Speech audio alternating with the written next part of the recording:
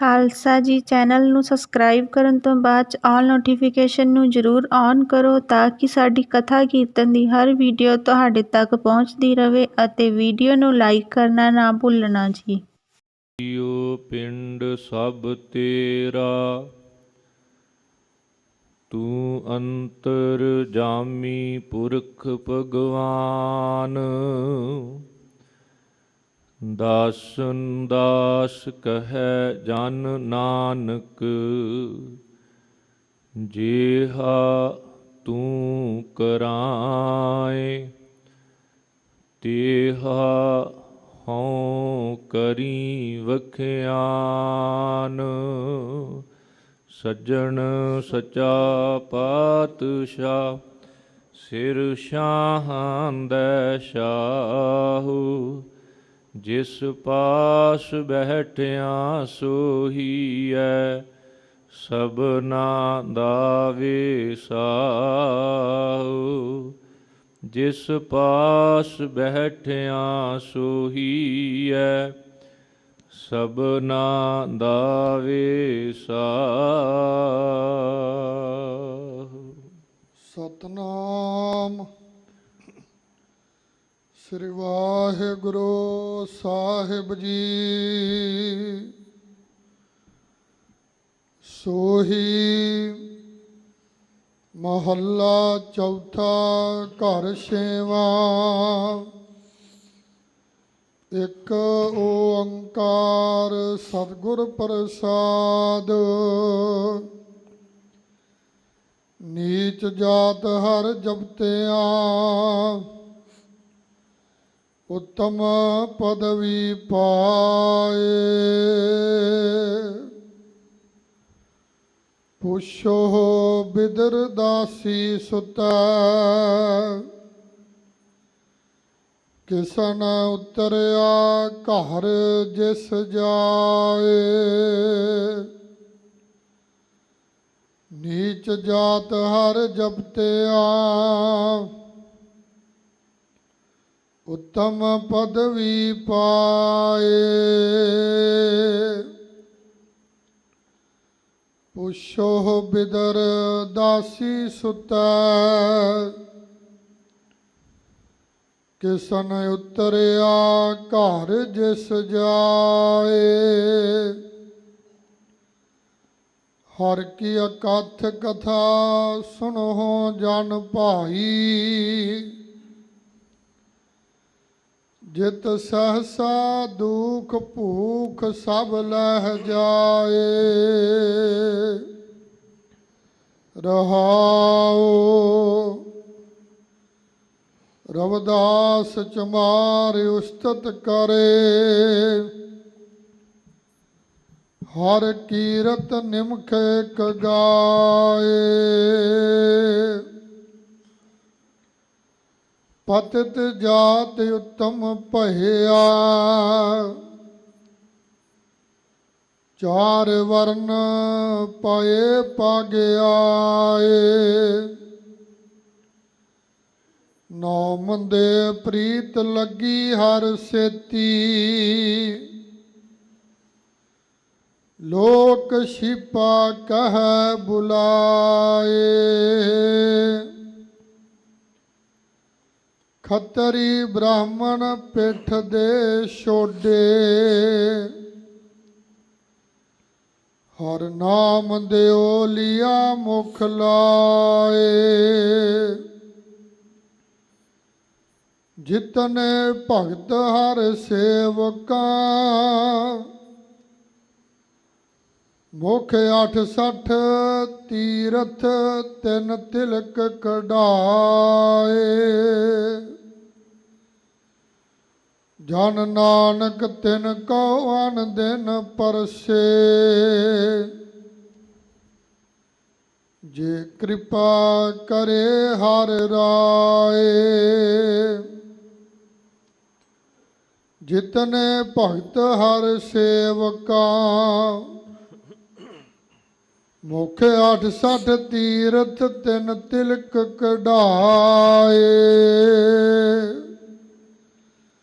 ਜਨ ਨਾਨਕ ਤਿਨ ਕੋ ਅਨ ਦਿਨ ਪਰਸੇ। ਜੇ ਕਿਰਪਾ ਕਰੇ ਹਰਿ ਰਾਏ। ਵਾਹਿਗੁਰੂ ਜੀ ਕਾ ਖਾਲਸਾ, ਵਾਹਿਗੁਰੂ ਜੀ ਕੀ ਫਤਿਹ।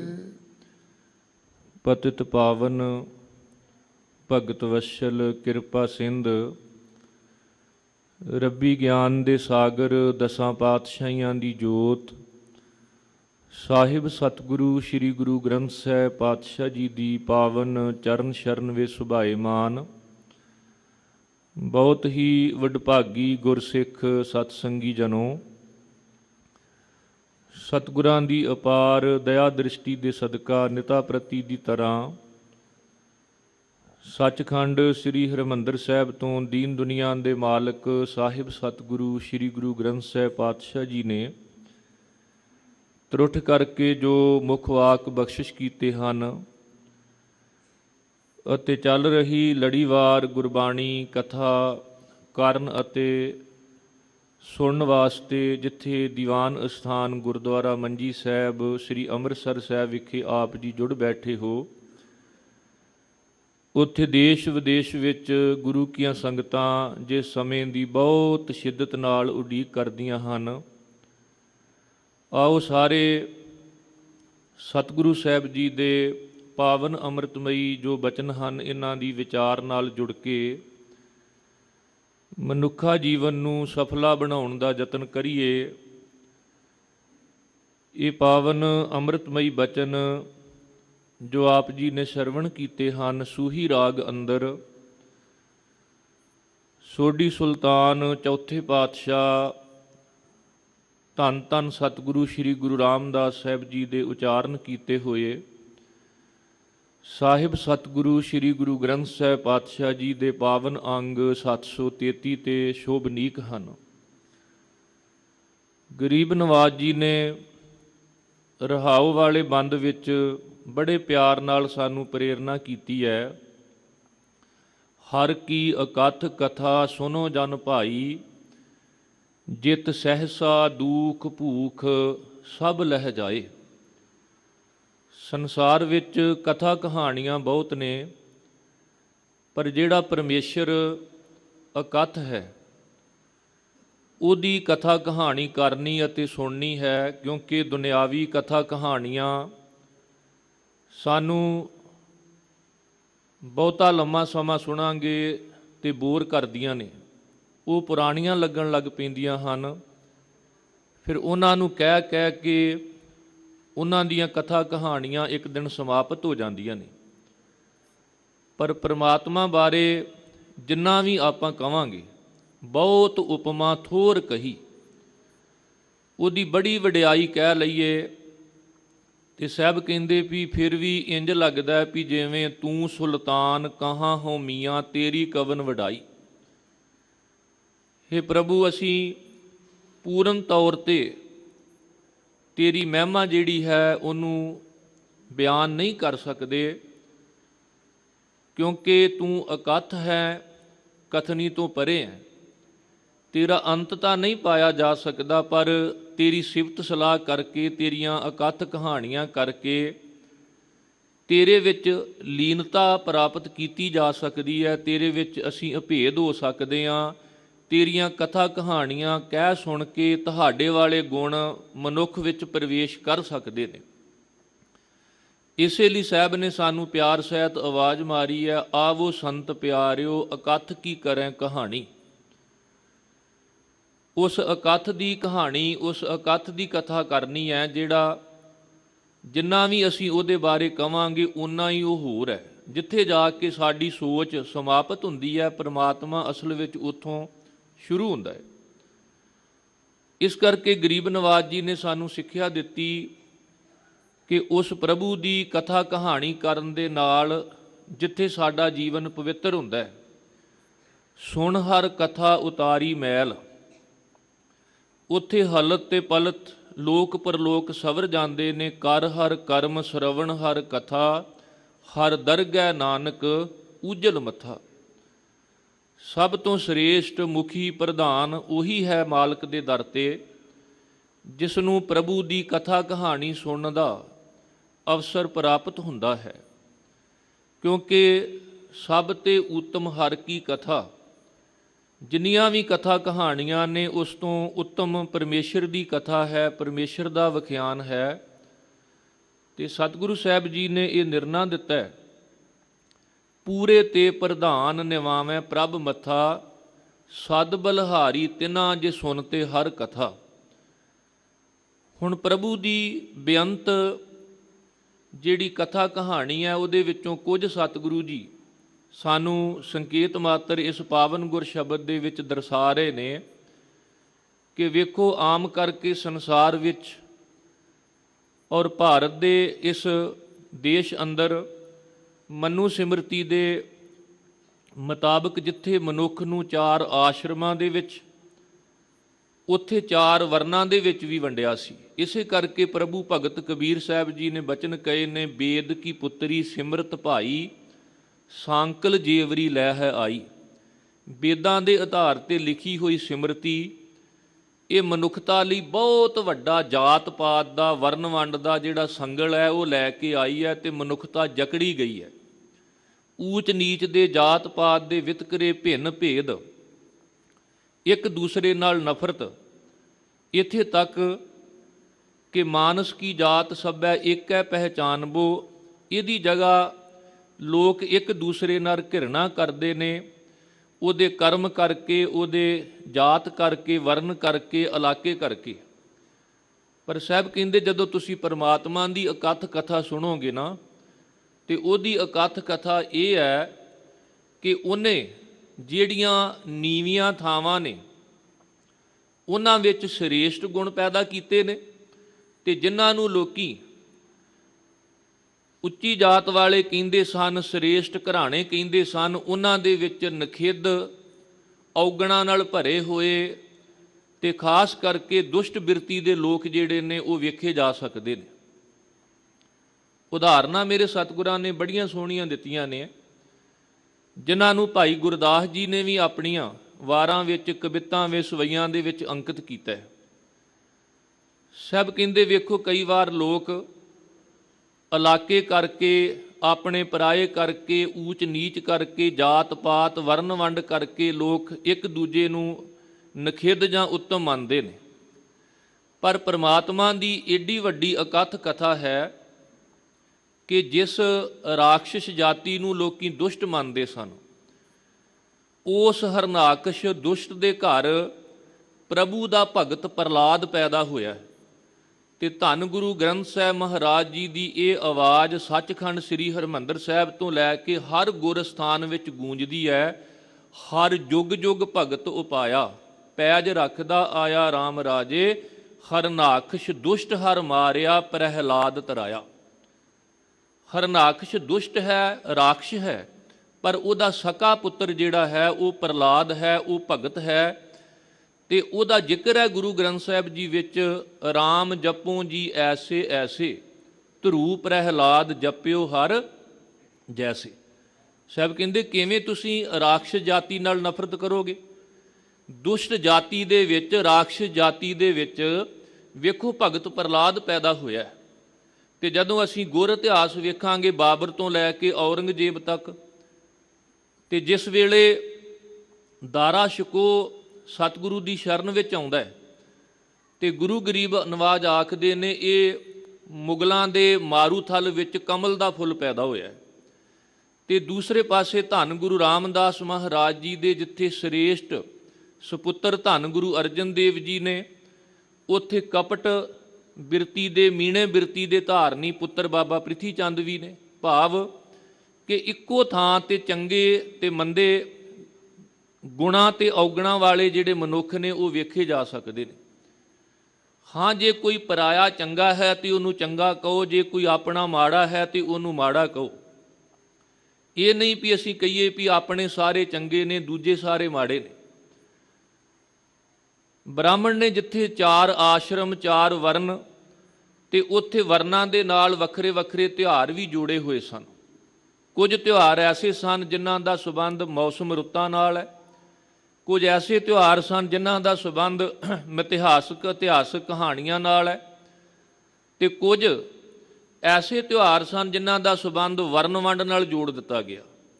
ਜਿਵੇਂ ਬ੍ਰਾਹਮਣ ਨੇ ਜਦੋਂ ਵਰਨ ਵੰਡ ਕੀਤੀ ਤੇ ਉਹਦੇ ਮੁਤਾਬਕ ਸ਼ੂਦਰ ਦੇ ਹਿੱਸੇ ਹੋਲੀ ਆਈ, ਜਿਹੜਾ ਵੈਸ਼ ਸੀ ਉਹਨੂੰ ਦੀਵਾਲੀ ਦਿੱਤੀ ਗਈ, ਖੱਤਰੀ ਨੂੰ ਦੁਸ਼ਹਿਰਾ, ਤੇ ਬ੍ਰਾਹਮਣ ਨੇ ਆਪ ਛਾਵਣੀ ਦਾ ਤਿਉਹਾਰ ਜਿਹੜਾ ਸੀ ਆਪਣੇ ਕੋਲ ਰੱਖ ਲਿਆ। ਹੁਣ ਜਿਹੜਾ ਹੋਲੀ ਦਾ ਤਿਉਹਾਰ ਹੈ ਇਹਦਾ ਸੰਬੰਧ ਵੀ ਜਿੱਥੇ ਰੁੱਤਾਂ ਨਾਲ ਹੈ, ਕਿਉਂਕਿ ਬਸੰਤ ਰੁੱਤ ਦੇ ਵਿੱਚ ਹੋਲੀ ਦਾ ਤਿਉਹਾਰ ਆਉਂਦਾ ਹੈ, ਜਿੱਥੇ ਇਹਦਾ ਸੰਬੰਧ ਵਰਨ ਵੰਡ ਨਾਲ ਸ਼ੂਦਰਾਂ ਨਾਲ ਜੋੜ ਦਿੱਤਾ ਗਿਆ, ਉੱਥੇ ਇਹਦੇ ਪਿੱਛੇ ਇੱਕ ਇਤਿਹਾਸਕ ਕਹਾਣੀ ਵੀ ਹੈ ਕਿ ਮੁਲਤਾਨ ਦਾ ਰਾਜਾ ਹਰਨਾਕਸ਼ ਜਦੋਂ ਦੁਸ਼ਟ ਬਿਰਤੀ ਦਾ ਧਾਰਨੀ ਹੁੰਦਾ ਤੇ ਕਹਿੰਦਾ ਵੀ ਅੱਜ ਤੋਂ ਬਾਅਦ ਕੋਈ ਰੱਬ ਦਾ ਨਾਮ ਨਹੀਂ ਜਪੇਗਾ, ਸਾਰੇ ਮੇਰਾ ਨਾਮ ਜਪਣਗੇ, ਜਲੇ ਹਰਨਾਕਸ਼ ਥਲੇ ਹਰਨਾਕਸ਼। ਇੱਥੇ ਤੱਕ ਕਿ ਸਕੂਲ ਦੇ ਅਧਿਆਪਕ ਸੰਡਾ ਤੇ ਅਮਰਕ ਪੜ੍ਹੇ ਲਿਖੇ ਉਹ ਵੀ ਹਰਨਾਕਸ਼ ਦੀ ਬੋਲੀ ਬੋਲਣ ਲੱਗ ਪਏ। ਭਗਤ ਪ੍ਰਹਲਾਦ ਦੀ ਮਾਤਾ ਨੇ ਵੀ ਕਿਹਾ, ਮਾਤਾ ਉਪਦੇਸ਼ੈ ਪ੍ਰਹਲਾਦ ਪਿਆਰੇ ਪੁੱਤਰ, ਰਾਮ ਨਾਮ ਛੋਡੋ ਜੀਓ ਲਿਓ ਉਬਾਰੇ। ਉਹ ਵੀ ਹਰਨਾਕਸ਼ ਵੱਲ ਹੋ ਗਈ, ਕਹਿਣ ਲੱਗੀ ਪੁੱਤਰ ਤੂੰ ਕਿ ਰੱਬ ਦਾ ਨਾਮ ਜਪ ਕੇ ਲੈਣਾ, ਪਿਤਾ ਦਾ ਨਾਮ ਜਪ ਤੇ ਆਪਣੀ ਜਾਨ ਬਚਾ। ਭਗਤ ਪ੍ਰਹਲਾਦ ਰੱਬ ਦਾ ਨਾਮ ਜਪਣ ਵਾਲੇ ਸਨ, ਕਹਿਣ ਲੱਗੇ ਵੀ ਮੇਰੀ ਪਟੀਆ ਲਿਖੋ ਹਰ ਗੋਬਿੰਦ ਗੋਪਾਲਾ, ਦੂਜਾ ਭਾਏ ਫਾਥੇ ਜਮਜਾਲਾ। ਜੇ ਮੈਂ ਆਪਣੀ ਫੱਟੀ ਤੇ ਆਪਣੇ ਹਿਰਦੇ ਤੇ ਪਰਮੇਸ਼ਰ ਦਾ ਨਾਮ ਲਿਖਦਾ ਹਾਂ ਫਿਰ ਤੇ ਮੇਰਾ ਪਾਰ ਉਤਾਰਾ ਹੁੰਦਾ, ਤੇ ਜੇ ਮੈਂ ਪਰਮੇਸ਼ਰ ਨੂੰ ਛੱਡ ਕੇ ਕਿਸੇ ਹੋਰ ਦਾ ਨਾਮ ਜਪਦਾ, ਉਹ ਭਾਵੇਂ ਮੇਰਾ ਸਕਾ ਪਿਤਾ ਵੀ ਕਿਉਂ ਨਾ ਹੋਵੇ, ਉਹ ਭਾਵੇਂ ਰਾਜਾ ਵੀ ਕਿਉਂ ਨਾ ਹੋਵੇ, ਉਹ ਮੈਨੂੰ ਨਰਕਾਂ ਦਾ ਭਾਗੀ ਬਣਾਉਂਦਾ, ਉਹ ਮੈਨੂੰ ਜਮਾਂ ਦੀ ਫਾਈ ਮੇਰੇ ਗਲ ਵਿੱਚ ਪਵਾਉਣ ਦਾ ਸਬੱਬ ਬਣਦਾ। ਇਸ ਕਰਕੇ ਮੈਂ ਪਰਮੇਸ਼ਰ ਤੋਂ ਬਿਨਾਂ ਕਿਸੇ ਹੋਰ ਦਾ ਨਾਮ ਨਹੀਂ ਜਪਾਂਗਾ। ਹਰਨਾਕਸ਼ ਨੇ ਦੁਸ਼ਟ ਸਭਾ ਬੁਲਾਈ, ਦੁਸ਼ਟ ਸਭਾ ਮੈਂ ਮੰਤਰ ਪਕਾਇਆ। ਵੇਖੋ ਆਮ ਕਰਕੇ ਲੋਕ ਵਿਧਾਨ ਸਭਾ ਜਾਂ ਲੋਕ ਸਭਾ ਕਹਿੰਦੇ ਨੇ, ਪਰ ਜਿਸ ਸਭਾ ਦੇ ਵਿੱਚ ਇਨਸਾਨੀਅਤ ਦੇ ਵਿਰੁੱਧ ਮਤੇ ਪਾਸ ਹੋਣ, ਗੁਰਬਾਣੀ ਨੇ ਉਹਨੂੰ ਦੁਸ਼ਟ ਸਭਾ ਕਿਹਾ। ਉਹ ਲੋਕ ਸਭਾ ਜਾਂ ਵਿਧਾਨ ਸਭਾ ਨਹੀਂ। ਲੋਕ ਸਭਾ ਤੇ ਵਿਧਾਨ ਸਭਾ ਉਹੀ ਆ ਜਿਹਦੇ ਵਿੱਚ ਇਨਸਾਨੀ ਹੱਕਾਂ ਦੇ ਪ੍ਰਤੀ ਮਤੇ ਪਾਸ ਹੋਣੇ ਚਾਹੀਦੇ ਨੇ, ਬਿੱਲ ਆਉਣੇ ਚਾਹੀਦੇ ਨੇ, ਤੇ ਜਿਹੜੇ ਬਿੱਲ ਜਿਹੜੇ ਮਤੇ ਇਨਸਾਨੀਅਤ ਦੇ ਉਲਟ ਹੋਣ ਉਹ ਦੁਸ਼ਟ ਸਭਾ ਹੈ। ਦੁਸ਼ਟ ਸਭਾ ਦੇ ਵਿੱਚ ਹਰਨਾਕਸ਼ ਨੇ ਇੱਕ ਬਿੱਲ ਪਾਸ ਕੀਤਾ, ਇੱਕ ਮਤਾ ਲਿਆਂਦਾ, ਕਹਿਣ ਲੱਗੇ ਵੀ ਜਿਵੇਂ ਕਿਵੇਂ ਵੀ ਹੋ ਸਕਦਾ ਭਗਤ ਪ੍ਰਹਲਾਦ ਨੂੰ ਮਾਰ ਦੇਣਾ ਚਾਹੀਦਾ। ਹੁਣ ਇਹੋ ਜਿਹਾ ਦੁਸ਼ਟ ਵੀ ਆਪਣੇ ਸਕੇ ਪੁੱਤਰ ਨੂੰ ਮਾਰਨ ਦੀ ਤਿਆਰੀ ਕਰੀ ਬੈਠਾ।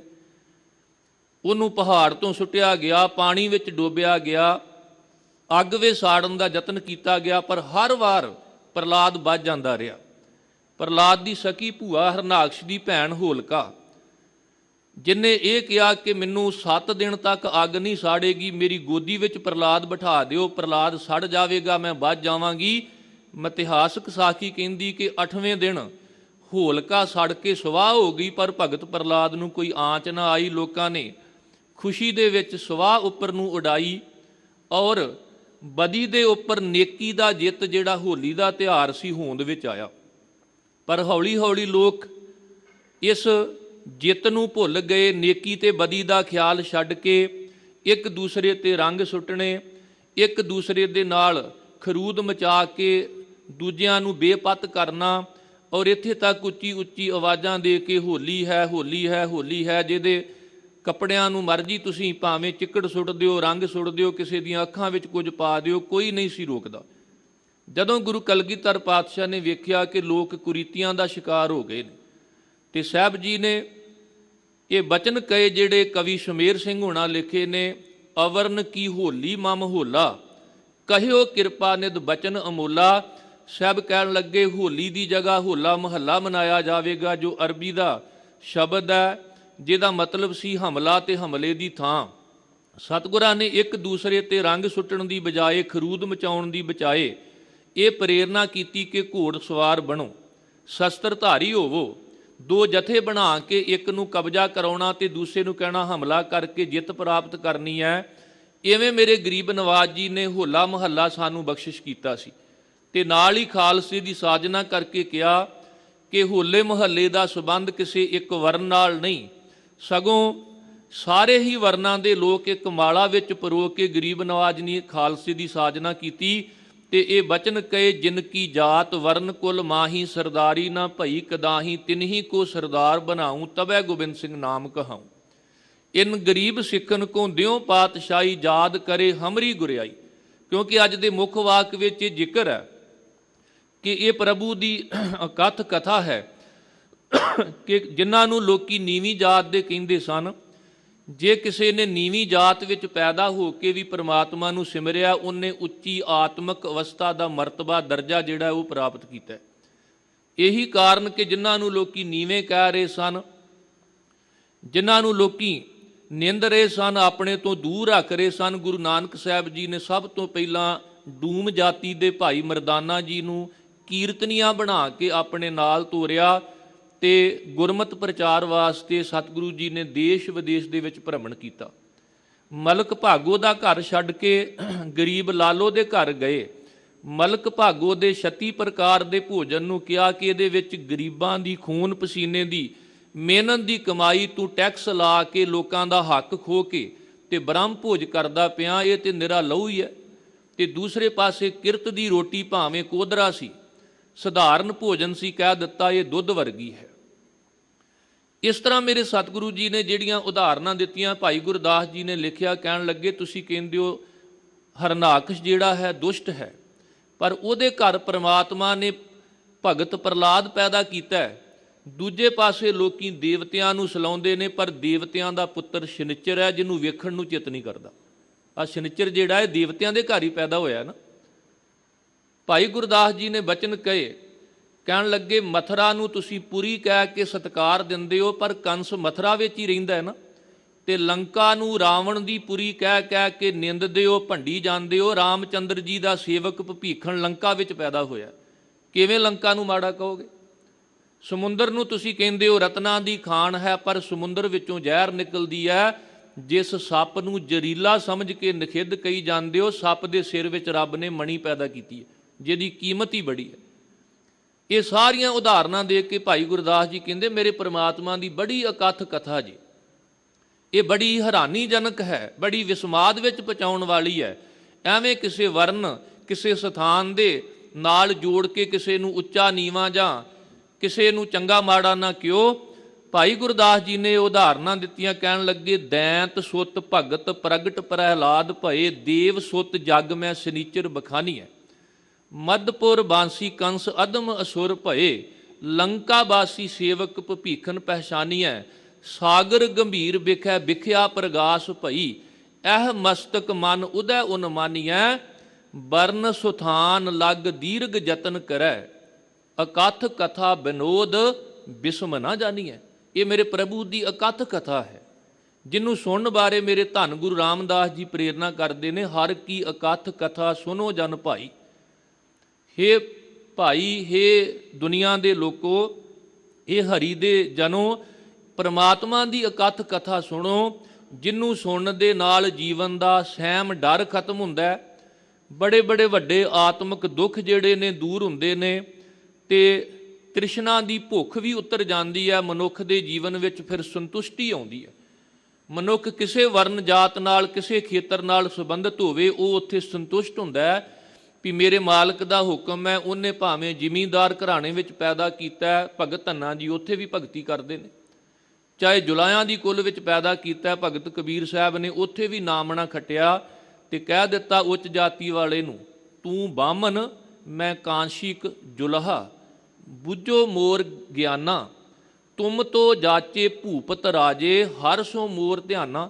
ਕਹਿੰਦੇ ਵੇਖ ਤੂੰ ਉੱਚ ਜਾਤੀ ਵਿੱਚ ਪੈਦਾ ਹੋ ਕੇ ਵੀ ਰਾਜੇ ਮਹਾਰਾਜਿਆਂ ਦੀ ਚਾਪਲੂਸੀ ਕਰੀ ਜਾਂਦਾ, ਖੁਸ਼ਾਮਦੀ ਕਰੀ ਜਾਂਦਾ, ਤੇ ਮੈਂ ਜੁਲਾਇਆਂ ਦੀ ਕੁੱਲ ਵਿੱਚ ਪੈਦਾ ਹੋ ਕੇ ਰੱਬ ਨਾਲ ਸੁਰਤ ਜੋੜ ਲਈ। ਦੱਸ ਕੌਣ ਵੱਡਾ? ਤੂੰ ਉੱਚੀ ਜਾਤ ਕਰਕੇ ਵੱਡਾ, ਪਰ ਤੂੰ ਅਜੇ ਵੀ ਰਾਜੇ ਮਹਾਰਾਜਿਆਂ ਦੀ ਚਾਪਲੂਸੀ ਕਰਦਾ, ਰਾਜੇ ਮਹਾਰਾਜਿਆਂ ਨੂੰ ਆਪਣਾ ਜਜਮਾਨ ਮੰਨੀ ਬੈਠਾ, ਪਰ ਹਰ ਸਿਓ ਮੋਰ ਧਿਆਨਾ, ਮੈਂ ਜੁਲਾਇਆਂ ਦੀ ਕੁੱਲ ਵਿੱਚ ਪੈਦਾ ਹੋ ਕੇ ਰੱਬ ਦਾ ਧਿਆਨ ਧਰਿਆ।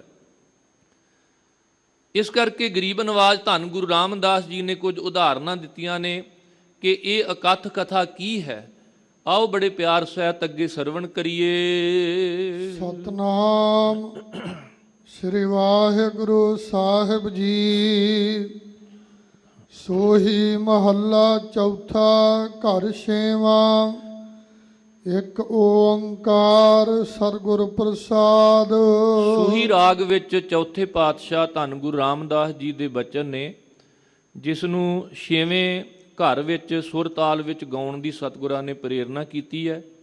ਸੰਖੇਪ ਵਿੱਚ ਆਪਣੇ ਇਸ਼ਟ ਦੇ ਪ੍ਰਭੂ ਦਾ ਮੰਗਲ ਕੀਤਾ ਸਤਿਗੁਰਾਂ ਨੇ ਕਿ ਉਹ ਇੱਕ ਹੈ, ਸਾਰੇ ਸੰਸਾਰ ਵਿੱਚ ਵਿਆਪਕ ਹੈ, ਸਰਬ ਦਾ ਪ੍ਰਕਾਸ਼ਕ ਹੋਣ ਕਰਕੇ ਉਹ ਸਤ ਸਰੂਪ ਹੈ ਤੇ ਉਹਦੀ ਪ੍ਰਾਪਤੀ ਵੀ ਸੱਚੇ ਗੁਰੂ ਦੇ ਪ੍ਰਸਾਦ ਭਾਵ ਸੱਚੇ ਗੁਰੂ ਦੀ ਕਿਰਪਾ ਦੁਆਰਾ ਹੀ ਹੁੰਦੀ ਹੈ। ਨੀਚ ਜਾਤ ਹਰ ਜਪਤਿਆ ਉੱਤਮ ਪਦਵੀ ਪਾਏ। ਇਹ ਭਾਈ ਪ੍ਰਮਾਤਮਾ ਦੀ ਆ ਅਕਥ ਕਥਾ ਜੇ ਵੀ ਜਿਨ੍ਹਾਂ ਨੂੰ ਤੁਸੀਂ ਨੀਚ ਜਾਤ ਆਖਦੇ ਹੋ, ਜਿਨ੍ਹਾਂ ਨੂੰ ਤੁਸੀਂ ਅਖੌਤੀ ਲੋਅਰ ਕਾਸਟ ਕਹਿੰਦੇ ਹੋ, ਨੀਵੀਂ ਜਾਤ ਕਹਿੰਦੇ ਹੋ, ਜੇ ਕੋਈ ਉਸ ਨੀਵੀਂ ਜਾਤ ਵਿੱਚ ਪੈਦਾ ਹੋ ਕੇ ਪ੍ਰਮਾਤਮਾ ਨੂੰ ਜਪੇ ਤੇ ਵੇਖੋ ਉਸ ਨੀਵੀਂ ਜਾਤ ਵਿੱਚ ਪੈਦਾ ਹੋ ਕੇ ਵੀ ਉਸਨੇ ਉੱਤਮ ਪਦਵੀ ਪ੍ਰਾਪਤ ਕਰ ਲਈ ਹੈ। ਭਾਵ ਇਹ ਪ੍ਰਮਾਤਮਾ ਦੀ ਵਡਿਆਈ ਹੈ ਕਿ ਉਹ ਨੀਵਿਆਂ ਨੂੰ ਉੱਚਿਆਂ ਕਰਦਾ। ਜਿਸ ਨੀਚ ਕੋ ਕੋਊ ਨਾ ਜਾਣੈ, ਨਾਮ ਜਪਤੋ ਚੌਂਕੁ ਮਾਨੈ। ਭਾਵ ਜਿਹਨੂੰ ਕੋਈ ਨਹੀਂ ਜਾਣਦਾ ਉਹਦੀ ਪ੍ਰਸਿੱਧੀ ਜਿਹੜੀ ਹੈ, ਭਗਤ ਭਗਤ ਜਗ ਵੱਜਿਆ, ਚੌਂ ਚੱਕਾਂ ਦੇ ਵਿੱਚ ਚਮਰੇਟਾ, ਚਾਰੇ ਚੱਕਾਂ ਦੇ ਵਿੱਚ ਉਹਦੀ ਪ੍ਰਸਿੱਧੀ ਹੋ ਜਾਂਦੀ ਹੈ, ਜਿਹਨੂੰ ਲੋਕੀ ਨੀਵੀਂ ਜਾਤ ਦੇ ਆਖਦੇ ਸਨ। ਮੇਰੇ ਗੁਰੂ ਨਾਨਕ ਸਾਹਿਬ ਜੀ ਨੇ ਜਦੋਂ ਨਵਾਜਿਆ ਭਾਈ ਲਾਲੋ ਨੂੰ ਤੇ ਉਹਨਾਂ ਨੂੰ ਪੁੱਛਿਆ ਗਿਆ, ਸਤਿਗੁਰੂ ਜੀ ਤੁਹਾਡੀ ਸੰਗਤ ਕਿੱਥੇ ਆ, ਤੁਸੀਂ ਰਹਿੰਦੇ ਕਿੱਥੇ ਹੋ? ਤੇ ਗਰੀਬ ਨਵਾਜ ਜੀ ਨੇ ਕਿਹਾ ਸੀ, ਜਿਨ੍ਹਾਂ ਨੂੰ ਤੁਸੀਂ ਨੀਵੇਂ ਕਹਿ ਕੇ ਦੂਰ ਕਰਦੇ ਹੋ ਨਾ, ਨੀਚਾਂ ਅੰਦਰ ਨੀਚ ਜਾਤ, ਨੀਚੀ ਹੂੰ ਅਤ ਨੀਚ, ਨਾਨਕ ਤਿਨ ਕੈ ਸੰਗ ਸਾਥ, ਵੱਡਿਆਂ ਸਿਉ ਕਿਆ ਰੀਸ, ਜਿੱਥੇ ਨੀਚ ਸੰਭਾਲੀਆਂ ਤਿੱਥੇ ਨਦਰ ਤੇਰੀ ਬਖਸ਼ੀਸ਼। ਹੁਣ ਗੁਰੂ ਤੇਗ ਬਹਾਦਰ ਸਾਹਿਬ ਦੇ ਸਿੱਖ ਜਿੱਥੇ ਭਾਈ ਮਤੀ ਦਾਸ ਨੇ, ਉੱਥੇ ਭਾਈ ਜੈਤਾ ਜੀ, ਭਾਈ ਜੀਵਨ ਸਿੰਘ ਵੀ ਗੁਰੂ ਦੇ ਸਿੱਖ ਨੇ, ਜਿਨ੍ਹਾਂ ਨੂੰ ਸਤਿਗੁਰੂ ਜੀ ਨੇ ਰੰਗ ਰੇਟਾ ਗੁਰੂ ਕਾ ਬੇਟਾ ਹੋਣ ਦਾ ਮਾਣ ਬਖਸ਼ਿਸ਼ ਕੀਤਾ ਸੀ। ਔਰ ਗਰੀਬ ਨਵਾਜ ਜੀ ਨੇ ਉਹਨਾਂ ਲੋਕਾਂ ਨੂੰ ਵੀ ਉੱਚਿਆਂ ਚੁੱਕਿਆ ਜਿਹੜੇ ਡਰ ਦੇ ਮਾਰੇ ਕਿਤੇ ਤੱਤੀ ਥਾਂ ਤੇ ਪੈਰ ਨਹੀਂ ਸਨ ਰੱਖਦੇ।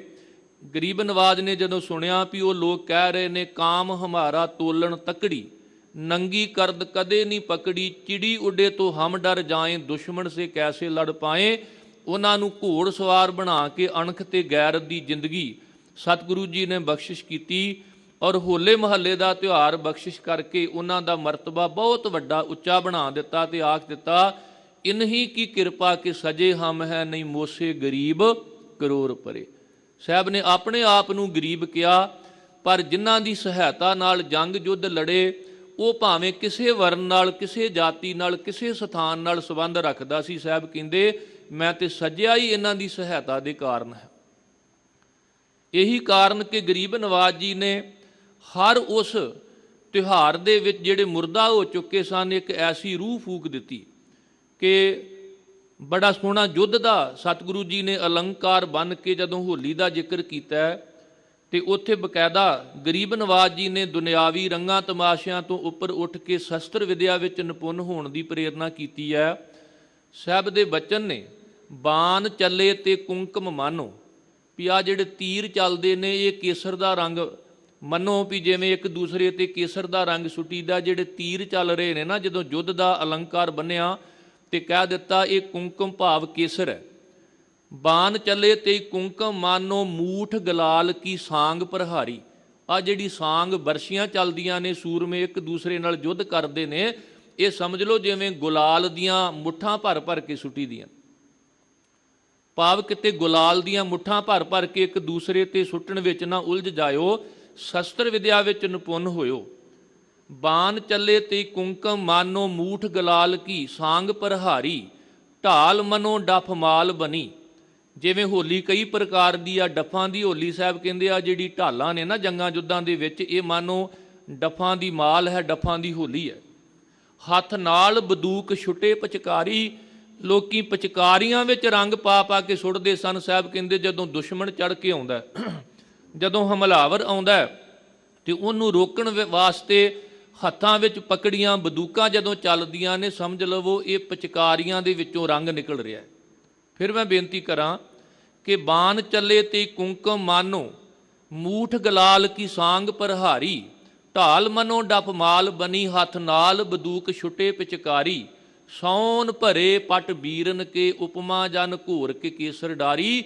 ਤੇ ਜਦੋਂ ਖੂਨ ਨਾਲ ਲਹੂ ਦੇ ਨਾਲ ਸੂਰਮਿਆਂ ਦੇ ਜਿਹੜੇ ਬਸਤਰ ਨੇ ਉਹ ਰੰਗੇ ਗਏ ਨੇ, ਸਮਝ ਲਵੋ ਅਸਲ ਹੋਲੀ ਇਹ ਹੈ ਕਿ ਜਦੋਂ ਜਿਹੜੇ ਹਮਲਾਵਰ ਬਣ ਕੇ ਆਉਣ ਤੁਸੀਂ ਅਣਖ ਤੇ ਗੈਰਤ ਨਾਲ ਉਹਨਾਂ ਦਾ ਮੁਕਾਬਲਾ ਕਰੋ। ਇਹ ਹੋਲੀ ਕਾਹਦੀ ਆ ਵੀ ਤੁਹਾਡੀਆਂ ਬਹੂ ਬੇਟੀਆਂ ਨੂੰ ਉਹ ਉਠਾ ਕੇ ਲੈ ਜਾਂਦੇ ਨੇ ਤੇ ਤੁਸੀਂ ਉੱਚੀ ਉੱਚੀ ਕਹਿ ਰਹੇ ਹੋ ਹੋਲੀ ਹੈ ਵੀ ਹੋਲੀ ਹੈ। ਤੁਹਾਡੀ ਤੇ ਅਣਖ ਤੇ ਗੈਰਤ ਹੀ ਖਤਮ ਹੋ ਚੁੱਕੀ ਹੈ। ਸਾਹਿਬ ਕਹਿੰਦੇ ਅਸਲ ਹੋਲੀ ਇਹ ਹੈ, ਸੌਨ ਭਰੇ ਪਟ ਬੀਰਨ ਕੇ ਉਪਮਾ ਘੋਰ ਕੇ ਜਨ ਕੇਸਰ ਡਾਰੀ। ਖੇਲ ਤਫਾਕ ਕੇ ਵੀਰ ਲਰੇ ਨਵਲਾ ਸੀ ਲੀਏ ਕਰਵਾਰ ਕਟਾਰੀ। ਇੰਜ ਲੱਗਦਾ ਵੀ ਜਦੋਂ ਸੂਰਮੇ ਇੱਕ ਦੂਸਰੇ ਦੇ ਨਾਲ ਮੁਕਾਬਲਾ ਕਰਦੇ ਨੇ, ਹੱਥਾਂ ਵਿੱਚ ਤਲਵਾਰਾਂ ਪਕੜ ਕੇ ਢਾਲਾਂ ਪਕੜ ਕੇ ਜਦੋਂ ਯੁੱਧ ਦੀ ਮਾਨੋ ਉਹ ਸਿਖਲਾਈ ਪ੍ਰਾਪਤ ਕਰ ਰਹੇ ਨੇ, ਤੇ ਇੰਜ ਲੱਗ ਰਿਹਾ ਜਿਵੇਂ ਇੱਕ ਦੂਸਰੇ ਤੇ ਫੁੱਲ ਸੁੱਟ ਸੁੱਟ ਕੇ ਭਾਵ ਬੜੇ ਕੋਮਲ ਢੰਗ ਦੇ ਨਾਲ ਇੱਕ ਦੂਸਰੇ ਤੇ ਵਾਰ ਕਰ ਰਹੇ ਹੋਣ। ਮੇਰੇ ਗਰੀਬ ਨਵਾਜ਼ ਜੀ ਨੇ ਇਸ ਤਰ੍ਹਾਂ ਹੋਲੀ ਨੂੰ ਹੋਲੇ ਮਹੱਲੇ ਦੇ ਵਿੱਚ ਬਖਸ਼ਿਸ਼ ਕੀਤਾ, ਤਬਦੀਲ ਕਰਕੇ, ਤਾਂ ਕਿ ਮਨੁੱਖ ਆਪਣੀ ਅਣਖ ਤੇ ਗੈਰਤ, ਆਪਣੀ ਜਿਹੜੀ ਮਾਨੋ ਇਹਦੀ ਸੰਸਕ੍ਰਿਤੀ ਹੈ ਉਹਦੇ ਤੋਂ ਦੂਰ ਨਾ ਜਾਵੇ, ਆਪ ਖੁਦ ਹਮਲਾਵਰਾਂ ਦਾ ਮੁਕਾਬਲਾ ਕਰਨ ਦੇ ਯੋਗ ਰਵੇ। ਕਿਉਂਕਿ ਅਕਸਰ ਅਨੰਦਪੁਰ ਸਾਹਿਬ ਆ ਕੇ ਲੋਕ ਆਖਦੇ ਸਨ, ਸਤਿਗੁਰੂ ਜੀ ਅੱਜ ਪਹਾੜੀ ਰਾਜਿਆਂ ਨੇ ਲੁੱਟ ਲਿਆ, ਅੱਜ ਮੁਗਲਾਂ ਨੇ ਲੁੱਟ ਲਿਆ। ਸਾਹਿਬ ਕਹਿੰਦੇ ਇਹ ਕਦੋਂ ਕਹੋਗੇ ਵੀ ਜਦੋਂ ਉਹਨਾਂ ਨੇ ਸਾਨੂੰ ਲੁੱਟਣਾ ਸ਼ੁਰੂ ਕੀਤਾ ਤੇ ਅਸੀਂ ਉਹਨਾਂ ਦਾ ਮੁਕਾਬਲਾ ਕਰਕੇ ਆਏ ਹਾਂ। ਗਰੀਬ ਨਵਾਜ਼ ਜੀ ਨੇ ਜਿਹੜੇ ਕੀੜੀ ਵਰਗੇ ਜੀਵ ਸਨ ਉਹਨਾਂ ਦੇ ਅੰਦਰ ਸ਼ਕਤੀ ਭਰ ਕੇ ਕਹਿ ਦਿੱਤਾ ਕਿ ਇਹ ਹੁਣ ਹਾਥੀ ਦਾ ਮੁਕਾਬਲਾ ਕਰਨਗੇ। ਚਿੜੀਆਂ ਵਰਗੇ ਡਰਾਕਲਾ ਨੂੰ ਕਿਹਾ ਇਹ ਹੁਣ ਮਾਨੋ ਬਾਜਾਂ ਦਾ ਮੁਕਾਬਲਾ ਕਰਨਗੇ। ਚਿੜੀਓਂ ਸੇ ਮੈਂ ਬਾਜ ਤੜਾऊं, ਗਿੱਦੜੋਂ ਸੇ ਮੈਂ ਸ਼ੇਰ ਮਰਾऊं, ਸਵਾ ਲਾਖ ਸੇ ਏਕ ਲੜਾऊं, ਤਬੈ ਗੋਬਿੰਦ ਸਿੰਘ ਨਾਮ ਕਹਾऊं। ਇਸੇ ਲਈ ਗਰੀਬ ਨਵਾਜ਼ ਜੀ ਨੇ ਅਨੰਦਪੁਰ ਸਾਹਿਬ ਦੀ ਧਰਤੀ ਤੇ ਹੋਲਾ ਮਹੱਲਾ ਸ਼ੁਰੂ ਕੀਤਾ ਸੀ, ਜਿਹੜਾ 29 ਮਾਰਚ ਨੂੰ ਬੜੀ ਸ਼ਰਧਾ ਭਾਵਨਾ ਨਾਲ ਤਖਤ ਸ੍ਰੀ ਕੇਸਗੜ੍ਹ ਸਾਹਿਬ ਦੀ ਧਰਤੀ ਤੇ ਮਨਾਇਆ ਜਾ ਰਿਹਾ ਹੈ ਤੇ ਗੁਰਮਤਿ ਸਮਾਗਮਾਂ ਦੀ ਉੱਥੇ ਆਰੰਭਤਾ ਹੋ ਚੁੱਕੀ ਹੈ। ਮੇਰੇ ਗਰੀਬ ਨਵਾਜ਼ ਜੀ ਨੇ ਉਦਾਹਰਨਾਂ ਦਿੱਤੀਆਂ, ਕਹਿਣ ਲੱਗੇ ਵੇਖੋ ਜਿਹੜੇ ਨੀਵੇਂ ਲੋਕ ਸਨ, ਜਦੋਂ ਉਹਨਾਂ ਨੇ ਨੀਵੀਂ ਜਾਤ ਵਿੱਚ ਪੈਦਾ ਹੋ ਕੇ ਪ੍ਰਮਾਤਮਾ ਨੂੰ ਜਪਿਆ ਤੇ ਉਹਨਾਂ ਉੱਤਮ ਪਦਵੀ ਪ੍ਰਾਪਤ ਕਰ ਲਈ। ਪੁੱਛੋ ਬਿਦਰ ਦਾਸੀ ਸੁਤੈ ਕਿਸਨ ਉਤਰਿਆ ਘਰ ਜਿਸ ਜਾਏ। ਸਾਹਿਬ ਕਹਿੰਦੇ ਨਾਲੇ ਤਾਂ ਤੁਸੀਂ ਕ੍ਰਿਸ਼ਨ ਨੂੰ ਮੰਨਦੇ ਹੋ ਤੇ ਨਾਲੇ ਤੁਹਾਡੀ ਇਹ ਸਾਖੀ ਹੈ। ਜੋ ਕਿਸੇ ਨੂੰ ਵੀ ਪੁੱਛ ਲਓ ਕਿ ਜਿਹੜਾ ਬਿਦਰ ਸੀਗਾ ਉਹ ਇੱਕ ਦਾਸੀ ਦਾ ਪੁੱਤਰ ਸੀਗਾ ਤੇ ਕ੍ਰਿਸ਼ਨ ਜੀ ਉਹਦੀ ਪ੍ਰੇਮਾ ਭਗਤੀ ਵੇਖ ਕੇ ਦੁਰਯੋਧਨ ਦਾ ਘਰ ਛੱਡ ਕੇ ਭੀਖਮ ਦਰੋਣਾ ਕਰਨ, ਵੱਡੇ ਵੱਡੇ ਜਿਹੜੇ ਸਭਾ ਦੇ ਮੁਖੀਏ ਸਨ, ਉਹਨਾਂ ਨੂੰ ਛੱਡ ਕੇ ਇੱਕ ਗਰੀਬ ਬਿਦਰ ਦੀ ਝੁੱਗੀ ਵਿੱਚ ਰਾਤ ਕੱਟਦੇ ਨੇ। ਤੇ ਜਦੋਂ ਔਖਾ ਹੋ ਕੇ ਦੁਰਯੋਧਨ ਪੁੱਛਦਾ ਕਿ ਤੁਸੀਂ ਸਾਡੀ ਇਸ ਤਰ੍ਹਾਂ ਮਾਨੋ ਬੇਇੱਜ਼ਤੀ ਕਰ ਦਿੱਤੀ ਕਿ ਸਾਡੇ ਘਰ ਛੱਡ ਕੇ, ਰਾਜ ਘਰਾਣੇ ਛੱਡ ਕੇ ਇੱਕ ਗਰੀਬ ਦੇ ਘਰ ਜਾ ਕੇ ਠਹਿਰੇ ਹੋ, ਤੇ ਸਤਿਗੁਰੂ ਜੀ ਉਦਾਹਰਨ ਦੇ ਰਹੇ ਨੇ ਵੀ ਜੇ ਸੱਚੀ ਮੁੱਚੀ ਤੁਸੀਂ ਕ੍ਰਿਸ਼ਨ ਨੂੰ ਮੰਨਦੇ ਹੋ ਤੇ ਗਰੀਬਾਂ ਨਾਲ ਨਫ਼ਰਤ ਨਾ ਕਰਿਓ। ਕਿਉਂਕਿ ਤੁਹਾਡੇ ਕ੍ਰਿਸ਼ਨ ਜੀ ਦੀ ਤੇ ਇਹ ਸਾਖੀ ਹੈ ਕਿ ਉਹ ਵੱਡੇ ਘਰਾਣੇ ਛੱਡ ਕੇ ਇੱਕ ਬਿਦਰ ਦੇ ਘਰ ਗਏ ਸਨ। ਜਿਵੇਂ ਭਗਤ ਕਬੀਰ ਸਾਹਿਬ ਜੀ ਨੇ ਵੀ ਇਹ ਸਾਖੀ ਦਾ ਸੰਕੇਤ ਦੇ ਕੇ ਤੇ ਗੁਰਮਤਿ ਦਾ ਜਿਹੜਾ ਸਿਧਾਂਤ ਹੈ ਦ੍ਰਿੜ ਕਰਾਇਆ। ਉਹਨਾਂ ਨੇ ਪਹਿਲਾਂ ਸਾਖੀ ਦਾ ਸੰਕੇਤ ਦਿੱਤਾ, ਕਹਿਣ ਲੱਗੇ ਕ੍ਰਿਸ਼ਨ ਜੀ ਨੇ ਆਖਿਆ ਸੀ ਦੁਰਯੋਧਨ ਨੂੰ, ਰਾਜਨ ਕੌਣ ਤੁਮਾਰੇ ਆਵੈ, ਐਸੋ ਭਾਉ ਬਿਦਰ ਕੋ ਦੇਖਿਓ ਉਹ ਗਰੀਬ ਮੋਹਿ ਭਾਵੈ। ਤੇਰੀ ਹਾਲ ਤਾਂ ਇਹ ਹੈ ਕਿ ਹਸਤੀ ਦੇਖ ਭਰਮ ਤੇ ਭੂਲਾ ਸ਼੍ਰੀ ਭਗਵਾਨ ਨਾ ਜਾਣਿਆ। ਤੂੰ ਤੇ ਆਪਣੇ ਹਾਥੀ ਘੋੜਿਆਂ ਵਿੱਚ ਹੀ ਉਲਝਿਆ, ਤੈਨੂੰ ਕੀ ਪਤਾ ਰੱਬ ਦੇ ਪਿਆਰੇ ਕਿਹੋ ਜਿਹੇ ਹੁੰਦੇ ਨੇ। ਤੁਮਰੋ ਦੂਧ ਬਿਦਰ ਕੋ ਪਾਨੋ ਅੰਮ੍ਰਿਤ ਕਰ ਮੈਂ ਮਾਨਿਆ। ਤੇਰੇ ਘਰ ਦਾ ਦੁੱਧ ਪਾਣੀ ਤੇ ਬਿਦਰ ਦੇ ਘਰ ਦਾ ਪਾਣੀ ਵੀ ਮੈਨੂੰ ਦੁੱਧ ਵਰਗਾ, ਅੰਮ੍ਰਿਤ ਵਰਗਾ ਲੱਗਾ, ਕਿਉਂਕਿ ਉਹਦੇ ਅੰਦਰ ਪ੍ਰੇਮਾ ਭਗਤੀ ਹੈ। ਖੀਰ ਸਮਾਨ ਸਾਗ ਮੈਂ ਪਾਇਆ, ਤੇਰੇ ਘਰ ਦੀ ਵਧੀਆ ਖੀਰ ਤੇ ਬਿਦਰ ਦੇ ਘਰ ਦਾ ਅਲੂਣਾ ਅੱਧ ਰਿੱਜਾ ਕੱਚਾ ਪੱਕਾ ਜਿਹੜਾ ਸਾਗ ਹੈ ਨਾ, ਉਹ ਮੈਨੂੰ ਤੇਰੀ ਖੀਰ ਨਾਲੋਂ ਵੀ ਚੰਗਾ ਲੱਗਾ। ਖੀਰ ਸਮਾਨ ਸਾਗ ਮੈਂ ਪਾਇਆ, ਕਿਉਂ? ਕਿਉਂਕਿ ਗੁਣ ਗਾਵਤ ਰੈਨ ਬਿਹਾਨੀ। ਬਿਦਰ ਦੇ ਘਰ ਸਾਰੀ ਰਾਤ ਮਾਲਕ ਦੇ ਗੁਣ ਗਾਉਂਦਿਆਂ ਬਤੀਤ ਹੋਈ ਹੈ। ਤੇਰੇ ਘਰ ਤੇ ਆ ਕੇ ਮੋਹ ਮਾਇਆ ਦੀਆਂ ਗੱਲਾਂ ਹੋਣੀਆਂ ਸਨ, ਮੈਂ ਤਾਂ ਤੇਰੇ ਘਰ ਨਹੀਂ ਆਇਆ। ਇਹ ਸਾਖੀ ਸੰਕੇਤ ਦੇ ਕੇ ਭਗਤ ਕਬੀਰ ਜੀ ਨੇ ਅਖੀਰਲੀ ਤੁਕ ਵਿੱਚ ਗੁਰਮਤਿ ਦਾ ਸਿਧਾਂਤ ਦ੍ਰਿੜ ਕਰਾਇਆ। ਕਹਿਣ ਲੱਗੇ ਤੁਹਾਡੇ ਕ੍ਰਿਸ਼ਨ ਜੀ ਦੀ ਤਾਂ ਇੱਕ ਸਾਖੀ ਹੈ ਨਾ, ਪਰ ਜਿਸ ਰੱਬ ਨੂੰ ਮੈਂ ਮੰਨਦਾ ਨਾ ਉਹ ਰੱਬ ਕਦੇ ਵੀ ਕਿਸੇ ਦੀ ਜਾਤ ਨਹੀਂ ਜੇ ਮੰਨਦਾ। ਕਬੀਰ ਕੋ ਠਾਕੁਰ ਅਨੰਦ ਬਨੋਦੀ ਜਾਤ ਨਾ ਕਾਹੂ ਕੀ ਮਾਨੀ। ਤੁਹਾਡੇ ਕ੍ਰਿਸ਼ਨ ਜੀ ਨੇ ਕੇਵਲ ਇੱਕ ਬਿਦਰ ਦਾ ਜਾਤ ਪਾਤ ਨਾ ਵਿਚਾਰਨ ਕਰਕੇ ਉਹਨੂੰ ਨਿਵਾਜਿਆ, ਪਰ ਜਿਸ ਰੱਬ ਨੂੰ ਮੈਂ ਮੰਨਦਾ ਨਾ, ਕਬੀਰ ਕੋ ਠਾਕੁਰ ਅਨੰਦ ਬਨੋਦੀ ਜਾਤ ਨਾ ਕਾਹੂ ਕੀ ਮਾਨੀ, ਉਹ ਕਦੇ ਵੀ ਕਿਸੇ ਦੀ ਜਾਤ ਨਹੀਂ ਮੰਨਦਾ, ਉਹ ਤਾਂ ਮੈਨੂੰ ਨਵਾਜਦਾ। ਤੇ ਜੇ ਸੱਚੀ ਮੁੱਚੀ ਤੁਸੀਂ ਕ੍ਰਿਸ਼ਨ ਜੀ ਨੂੰ ਮੰਨਦੇ ਹੋ ਤੇ ਭਗਤ ਕਬੀਰ ਸਾਹਿਬ ਕਹਿੰਦੇ ਫਿਰ ਸਾਨੂੰ ਜੁਲਾਇਆਂ ਨੂੰ, ਨੀਵੀਂ ਜਾਤ ਵਿੱਚ ਪੈਦਾ ਹੋਣ ਵਾਲਿਆਂ ਨੂੰ ਤੁਸੀਂ ਘਿਰਣਾ ਨਾਲ ਨਾ ਵੇਖੋ, ਸਗੋਂ ਪ੍ਰੇਮਾ ਭਗਤੀ ਵੇਖੋ, ਤਾਂ ਤੁਹਾਡੇ ਤੇ ਤੁਹਾਡੇ ਕ੍ਰਿਸ਼ਨ ਜੀ ਪ੍ਰਸੰਨ ਹੋਣਗੇ। ਭਾਈ ਗੁਰਦਾਸ ਜੀ ਨੇ ਵੀ ਲਿਖਿਆ, ਕਹਿਣ ਲੱਗੇ ਆਇਆ ਸੁਣਿਆ ਬਿਦਰਦਾ, ਬੋਲੇ ਦਰਜੋਦਨ ਹੋਏ ਰੁੱਖਾ। ਦਰਜੋਦਨ ਰਾਜਾ ਸੀ ਨਾ, ਬੜਾ ਰੁੱਖਾ ਹੋ ਕੇ ਬੋਲਣ ਲੱਗਾ, ਕਹਿਣ ਲੱਗੇ ਕ੍ਰਿਸ਼ਨ ਜੀ ਤੁਸੀਂ ਚੰਗਾ ਨਹੀਂ ਕੀਤਾ, ਸਾਡੇ ਮਹੱਲ ਛੱਡ ਕੇ ਇੱਕ ਗਰੀਬ ਦੇ ਘਰ ਜਾ ਕੇ ਰਾਤ ਕੱਟੀ ਹੈ। ਆਇਆ ਸੁਣਿਆ ਬਿਦਰਦਾ, ਬੋਲੇ ਦਰਜੋਦਨ ਹੋਏ ਰੁੱਖਾ, ਘਰ ਅਸਾਡੇ ਛੱਡ ਕੇ ਗੋਲੇ ਦੇ ਘਰ ਜਾਏ ਕੇ ਸੁੱਖਾ। ਇੱਕ ਗੋਲੇ ਦੇ, ਇੱਕ ਦਾਸੀ ਦੇ ਪੁੱਤਰ ਦੇ ਘਰ ਜਾ ਕੇ ਰਾਤ ਕੱਟੀ, ਕੀ ਸੁੱਖ ਮਿਲ ਗਿਆ ਜਿਹੜਾ ਸਾਡੇ ਮਹੱਲਾਂ ਵਿੱਚ ਨਹੀਂ ਸੀ। ਝੁੰਗੀ ਜਾਏ ਵਲਾਇਓਨ ਸਭਨਾ ਦੇ ਜੀ ਅੰਦਰ ਧੁੱਖਾ, ਭੀਖਮ ਦਰੋਣਾ ਕਰਨ ਤਜ ਵੱਡੇ ਸ਼ਿੰਗਾਰ। ਜਿਹੜੇ ਸਭਾ ਦੇ ਸ਼ਿੰਗਾਰ ਸਨ, ਵੱਡੇ ਵੱਡੇ ਮੁਖੀਏ ਸਨ, ਸਭਾ ਸ਼ਿੰਗਾਰ ਵੱਡੇ ਮਨੁੱਖਾ, ਭੀਖਮ ਛੱਡ ਕੇ, ਦਰੋਣਾਚਾਰੀਆ ਛੱਡ ਕੇ, ਤੁਸੀਂ ਕਰਨ ਛੱਡ ਕੇ, ਮੇਰੇ ਮਹੱਲ ਛੱਡ ਕੇ ਗੋਲੇ ਦੇ ਘਰ ਜਾ ਕੇ ਕਿਉਂ ਰਾਤ ਕੱਟੀ ਹੈ। ਤੇ ਅੱਗੋਂ ਕ੍ਰਿਸ਼ਨ ਜੀ ਨੇ ਹੱਸ ਕੇ ਜਵਾਬ ਦਿੱਤਾ, ਕਹਿਣ ਲੱਗੇ ਹੱਸ ਬੋਲੇ ਭਗਵਾਨ ਜੀ, ਸੁਣਿਓ ਰਾਜਾ ਹੋਏ ਸਨਮੁਖਾ, ਤੇਰੇ ਭਾਉ ਨਾ ਦਿਸੀ ਮੇਰੇ ਨਾ ਹੀ ਅਪਦਾ ਚੁੱਖਾ। ਕਹਿਣ ਲੱਗੇ ਤੇਰੇ ਪ੍ਰੇਮਾ ਭਗਤੀ ਨਹੀਂ ਤੇ ਮੈਨੂੰ ਕੋਈ ਬਿਪਤਾ ਨਹੀਂ ਪਈ ਵੀ ਮੈਂ ਤੇਰੇ ਘਰ ਆ ਕੇ ਰਾਤ ਕੱਟਦਾ। ਭਾਉ ਜਵੇਹਾ ਬਿਦਰ ਦੇ ਹੋਰੀ ਦੇ ਚਿੱਤ, ਚਾਓ ਨਾ ਸੁੱਖਾ, ਗੋਬਿੰਦ ਭਾਉ ਭਗਤ ਕਾ ਭੁੱਖਾ। ਭਾਈ ਗੁਰਦਾਸ ਜੀ ਨੇ ਵੀ ਸਾਖੀ ਅੰਕਿਤ ਕਰਕੇ ਅਖੀਰਲੀ ਤੁਕ ਵਿੱਚ ਗੁਰਮਨ ਦਾ ਸਿਧਾਂਤ ਦਿੱਤਾ ਹੈ ਵੀ ਐਵੇਂ ਜਿਹੜਾ ਗੋਬਿੰਦ ਪਰਮਾਤਮਾ ਹੈ ਨਾ, ਉਹ ਪ੍ਰੇਮਾ ਭਗਤੀ ਦਾ ਭੁੱਖਾ ਹੈ। ਉਹ ਵੀ ਨਹੀਂ ਵੇਖਦਾ ਵੀ ਮੇਰੇ ਸਾਹਮਣੇ ਮਹੱਲ ਨੇ, ਰਾਜੇ ਦਾ ਘਰ ਹੈ, ਉਹ ਤੇ ਪ੍ਰੇਮਾ ਭਗਤੀ ਵੇਖਦਾ। ਭਗਤ ਰਵਿਦਾਸ ਜੀ ਦੇ ਬਚਨ ਨੇ, ਆਪਨ ਬਾਪੈ ਨਾ ਹੀ ਕਿਸੀ ਕੋ ਭਾਵਨ ਕੋ ਹਰ ਰਾਜਾ। ਉਹ ਕਿਸੇ ਦਾ ਨਿੱਜੀ ਪਿਤਾ ਨਹੀਂ, ਉਹ ਤਾਂ ਭਾਵਨਾ ਦਾ, ਜਿਹੜਾ ਭਾਵਨਾ ਨਾਲ ਯਾਦ ਕਰੇ ਉਹ ਉਹਦੇ ਕੋਲ ਚਲਿਆ ਜਾਂਦਾ। ਇਸ ਕਰਕੇ ਸਤਿਗੁਰੂ ਜੀ ਨੇ ਸਿਧਾਂਤ ਦਿੱਤਾ ਵੀ ਜਾ ਕੇ ਇੱਕ ਦਾਸੀ ਪੁੱਤਰ ਜਿਹੜਾ ਬਿਦਰ ਹੈ ਉਹਦੇ ਬਾਰੇ ਕਿਸੇ ਨੂੰ ਪੁੱਛ ਲਵੋ ਵੀ ਕ੍ਰਿਸ਼ਨ ਜੀ ਵੱਡੇ ਵੱਡੇ ਰਾਜਿਆਂ ਦੇ ਘਰ ਛੱਡ ਕੇ, ਉੱਚ ਜਾਤੀ ਦੇ ਲੋਕਾਂ ਦੇ ਘਰ ਛੱਡ ਕੇ ਉਸ ਬਿਦਰ ਦੇ ਘਰ ਜਾ ਕੇ ਠਹਿਰੇ ਕਿ ਨਹੀਂ ਠਹਿਰੇ। ਤੇ ਜੇ ਤੁਸੀਂ ਸੱਚੀ ਮੁੱਚੀ ਕ੍ਰਿਸ਼ਨ ਜੀ ਦਾ ਸਤਿਕਾਰ ਕਰਦੇ ਹੋ, ਕ੍ਰਿਸ਼ਨ ਜੀ ਨੂੰ ਮੰਨਦੇ ਹੋ, ਤੇ ਫਿਰ ਗਰੀਬ ਲੋਕਾਂ ਨੂੰ, ਨੀਵੇਂ ਲੋਕਾਂ ਨੂੰ ਐਵੇਂ ਘਿਰਨਾ ਨਾਲ ਨਾ ਵੇਖੋ, ਨਹੀਂ ਤਾਂ ਤੁਹਾਡੇ ਕ੍ਰਿਸ਼ਨ ਜੀ ਤੁਹਾਡੇ ਤੇ ਕਦੇ ਖੁਸ਼ ਨਹੀਂ ਹੋਣਗੇ। ਜਿਵੇਂ ਅੱਜ ਵੀ ਆਪਾਂ ਕਹੀਏ ਵੀ ਅਸੀਂ ਹੈ ਗੁਰੂ ਨਾਨਕ ਦੇ ਸਿੱਖ, ਗੁਰੂ ਗੋਬਿੰਦ ਸਿੰਘ ਜੀ ਸਿੱਖ, ਗੁਰੂ ਗੋਬਿੰਦ ਸਿੰਘ ਮਹਾਰਾਜ ਦੇ, ਗੁਰੂ ਗ੍ਰੰਥ ਸਾਹਿਬ ਜੀ ਦੇ ਸਿੱਖ, ਤੇ ਫਿਰ ਕਹੀਏ ਵੀ ਫਲਾਣਾ ਨੀਵੀਂ ਜਾਤ ਦਾ, ਫਲਾਣਾ ਉੱਚੀ ਜਾਤ ਦਾ। ਜੇ ਇਹਨਾਂ ਚੱਕਰਾਂ ਵਿੱਚ ਹੀ ਪਏ ਹੋਵਾਂਗੇ, ਖਿਮਾ ਕਰਨਾ, ਫਿਰ ਸਾਡੇ ਤੇ ਵੀ ਸਾਡੇ ਸਤਿਗੁਰੂ ਜੀ ਪ੍ਰਸੰਨ ਨਹੀਂ ਹੋਣਗੇ। ਭਾਵੇਂ ਕੋਈ ਬਹੁਤ ਵੱਡੀ ਸੰਸਥਾ ਵੀ ਚਲਾ ਰਿਹਾ ਹੋਵੇ, ਕੋਈ ਬਹੁਤ ਵੱਡਾ ਵਿਦਵਾਨ ਵੀ ਹੋਵੇ, ਕੋਈ ਬਹੁਤ ਵੱਡਾ ਲੱਖਾਂ ਕਰੋੜਾਂ ਅਰਬਾਂ ਪਤੀ ਹੋਵੇ, ਉਹ ਇੱਕ ਦੁਨਿਆਵੀ ਮਨੁੱਖ ਤੇ ਹੋ ਸਕਦਾ, ਪਰ ਗੁਰੂ ਨਾਨਕ ਤੇ ਗੁਰੂ ਗੋਬਿੰਦ ਸਿੰਘ ਦਾ ਸਿੱਖ ਨਹੀਂ ਹੋ ਸਕਦਾ। ਕਿਉਂਕਿ ਮੇਰੇ ਸਤਿਗੁਰੂ ਜੀ ਨੇ ਸਮੁੱਚੀ ਮਨੁੱਖਤਾ ਨੂੰ ਪਿਆਰ ਦੇ ਕਲਾਵੇ ਵਿੱਚ ਲੈ ਕੇ ਕਿਹਾ ਸੀ, ਸਭ ਮੈਂ ਜੋਤ ਜੋਤ ਹੈ ਸੋਏ, ਤਿਸ ਦਾ ਚਾਨਣ ਸਭ ਮੈਂ ਚਾਨਣ ਹੋਏ। ਜਾਣੋ ਜੋਤ ਨਾ ਪੁੱਛੋ ਜਾਤੀ, ਆਗੈ ਜਾਤ ਨਾ ਹੈ। ਕਹਿੰਦੇ ਜੋਤ ਨਾਲ ਰਿਸ਼ਤਾ ਜੋੜਿਓ, ਆ ਜਾਤ ਅੱਗੇ ਨਹੀਂ ਜੇ ਜਾਣੀ। ਦੇਹੀ ਜਾਤ ਨਾ ਆਗੈ ਜਾਏ, ਨਾ ਸਰੀਰ ਅੱਗੇ ਜਾਂਦਾ ਤੇ ਨਾ ਸਰੀਰ ਨਾਲ ਜੁੜੀ ਜਾਤ ਅੱਗੇ ਜਾਣੀ। ਵੀ ਬੰਦਾ ਕਵੇ ਵੀ ਅੱਗੇ ਜਾ ਕੇ ਮੈਂ ਕਹਾਂ ਵੀ ਮੈਂ ਖੱਤਰੀ ਹਾਂ, ਮੈਂ ਬ੍ਰਾਹਮਣ ਹਾਂ, ਮੈਂ ਸ਼ੂਦਰ ਹਾਂ, ਮੈਂ ਗਿੱਲ ਹਾਂ, ਮੈਂ ਸੰਧੂ ਹਾਂ, ਮੈਂ ਬਰਾੜ ਹਾਂ। ਇਹ ਸਰੀਰ ਹੀ ਇੱਥੇ ਰਹਿ ਜਾਣਾ ਤੇ ਸਰੀਰ ਨਾਲ ਇਹ ਜੁੜਿਆ ਸਭ ਕੁਝ ਇੱਥੇ ਹੀ ਰਹਿ ਜਾਣਾ। ਤੇ ਸਿੱਖਾਂ ਵਿੱਚ ਵੀ ਇੰਨੀ ਗਿਰਾਵਟ ਵੀ ਜਿਹੜਾ ਗੁਰੂ ਨੇ ਸਿੰਘ ਤੇ ਕੌਰ ਲਫ਼ਜ਼ ਬਖਸ਼ਿਸ਼ ਕੀਤਾ, ਉਹ ਛੱਡ ਕੇ ਕੌਰ ਤੇ ਸਿੰਘ ਆਪਣੇ ਨਾਲ ਲਾਉਂਦੇ ਨਹੀਂ, ਉਹ ਪਿੱਛੇ ਜਾਤਾਂ ਤੇ ਗੋਤਾਂ ਲਾਈ ਫਿਰਦੇ ਨੇ। ਬਿਲਕੁਲ ਖੋਟ ਹੀ ਖੋਟ ਹੈ।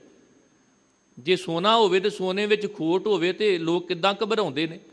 ਤੇ ਜੇ ਸੱਚੀ ਮੁੱਚੀ ਕੋਈ ਭੁਪਿੰਦਰ ਸਿੰਘ ਹੈ ਤੇ ਉਹ ਆਪਣੇ ਆਪ ਨੂੰ ਭੁਪਿੰਦਰ ਗਿੱਲ ਲਿਖੇ, ਕੋਈ ਕਸ਼ਮੀਰ ਕੌਰ ਹੈ ਤੇ ਆਪਣੇ ਆਪ ਨੂੰ ਕਸ਼ਮੀਰ ਬਰਾੜ ਲਿਖੇ। ਇਹ ਖੋਟ ਹੀ ਖੋਟ ਜੇ। ਤੇ ਜਿਵੇਂ ਖੋਟ ਸਾਨੂੰ ਭਾਉਂਦੀ ਨਹੀਂ ਹੈ ਨਾ, ਤੇ ਜਦੋਂ ਸਿੱਖਾਂ ਵਿੱਚ ਵੀ ਆ ਖੋਟ ਆ ਗਈ ਹੈ, ਇਹਨੂੰ ਸਮਝੋ। ਬੱਚਿਆਂ ਦੇ ਵਿਆਹਾਂ ਸਮੇਂ ਜਦੋਂ ਕਾਰਡ ਵੀ ਛਪਾਉਂਦੇ ਹੋ ਨਾ, ਤੇ ਜਿੱਥੇ ਹੋਰ ਅਪਸ਼ਗਨਾਂ ਤੋਂ ਡਰਦੇ ਹੋ, ਉੱਥੇ ਪ੍ਰੈਸ ਵਾਲੇ ਨੂੰ ਕਿਹਾ ਕਰੋ, ਭਾਈ ਬਾਕੀ ਭਾਵੇਂ ਕੁਝ ਰਹਿ ਜੇ ਪਰ ਸਾਡੇ ਬੱਚਿਆਂ ਦੇ ਨਾਮ ਨਾਲ ਕੌਰ ਤੇ ਸਿੰਘ ਜ਼ਰੂਰ ਜੋੜਨਾ, ਜਾਤ ਨਹੀਂ ਜੋੜਨੀ, ਗੋਤ ਨਹੀਂ ਜੋੜਨੀ, ਕੌਰ ਤੇ ਸਿੰਘ ਜੋੜਨੇ, ਕਿਉਂਕਿ ਗੁਰੂ ਦੀ ਬਖਸ਼ਿਸ਼ ਹੈ। ਤੇ ਜੇ ਕੌਰ ਤੇ ਸਿੰਘ ਆਪਾਂ ਕੱਟ ਦਿੱਤਾ ਤੇ ਮਗਰ ਕੇਵਲ ਖੋਟ ਹੀ ਖੋਟ ਹੈ। ਇਸ ਕਰਕੇ ਮੇਰੇ ਸਤਿਗੁਰੂ ਜੀ ਨੇ ਕਿਰਪਾ ਕੀਤੀ, ਕਹਿਣ ਲੱਗੇ ਵੇਖੋ, ਨੀਵੀਂ ਅਖੌਤੀ ਜਾਤ ਵਿੱਚ ਪੈਦਾ ਹੋ ਕੇ ਜਿਨ੍ਹਾਂ ਜਪਿਆ ਉਹ ਉੱਤਮ ਪਦਵੀ ਦੇ ਧਾਰਨੀ ਹੋ ਗਏ। ਜੇ ਵਿਸ਼ਵਾਸ ਨਹੀਂ ਤੇ ਕਿਸੇ ਨੂੰ ਪੁੱਛ ਲਵੋ। ਦਾਸੀ ਦੇ ਪੁੱਤਰ ਬਿਦਰ ਦੇ ਘਰ ਕ੍ਰਿਸ਼ਨ ਜੀ ਨੇ ਜਾ ਕੇ ਉਤਰਨਾ ਕੀਤਾ, ਭਾਵ ਉੱਥੇ ਠਹਿਰਨਾ ਕੀਤਾ ਸੀ।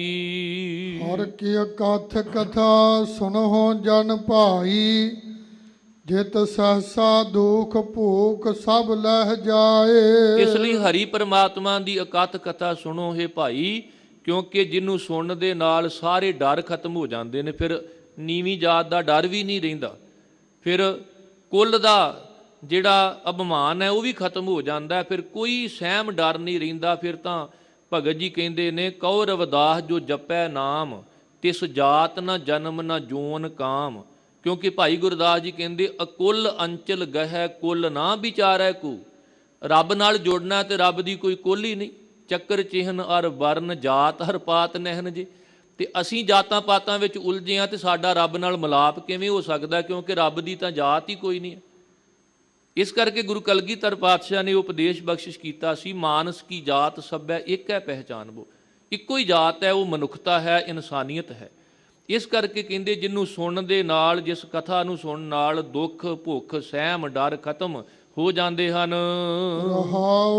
ਰਹਾਉ ਦਾ ਭਾਵ ਹੈ ਠਹਿਰਾਓ, ਵੀ ਇਹਨਾਂ ਪਾਵਨ ਤੁਕਾਂ ਵਿੱਚ, ਜਾਂ ਇਹ ਜਿਹੜੀ ਦੋ ਤੁਕਾਂ ਤੋਂ ਬਾਅਦ ਫਿਰ ਇੱਕ ਤੁਕ ਆਈ ਹੈ, ਹਰ ਕੀ ਅਕਥ ਕਥਾ ਸੁਨੋ ਜਨ ਭਾਈ, ਜਿਤ ਸਹਿਸਾ ਦੁਖ ਭੂਖ ਸਭ ਲੈ ਜਾਏ।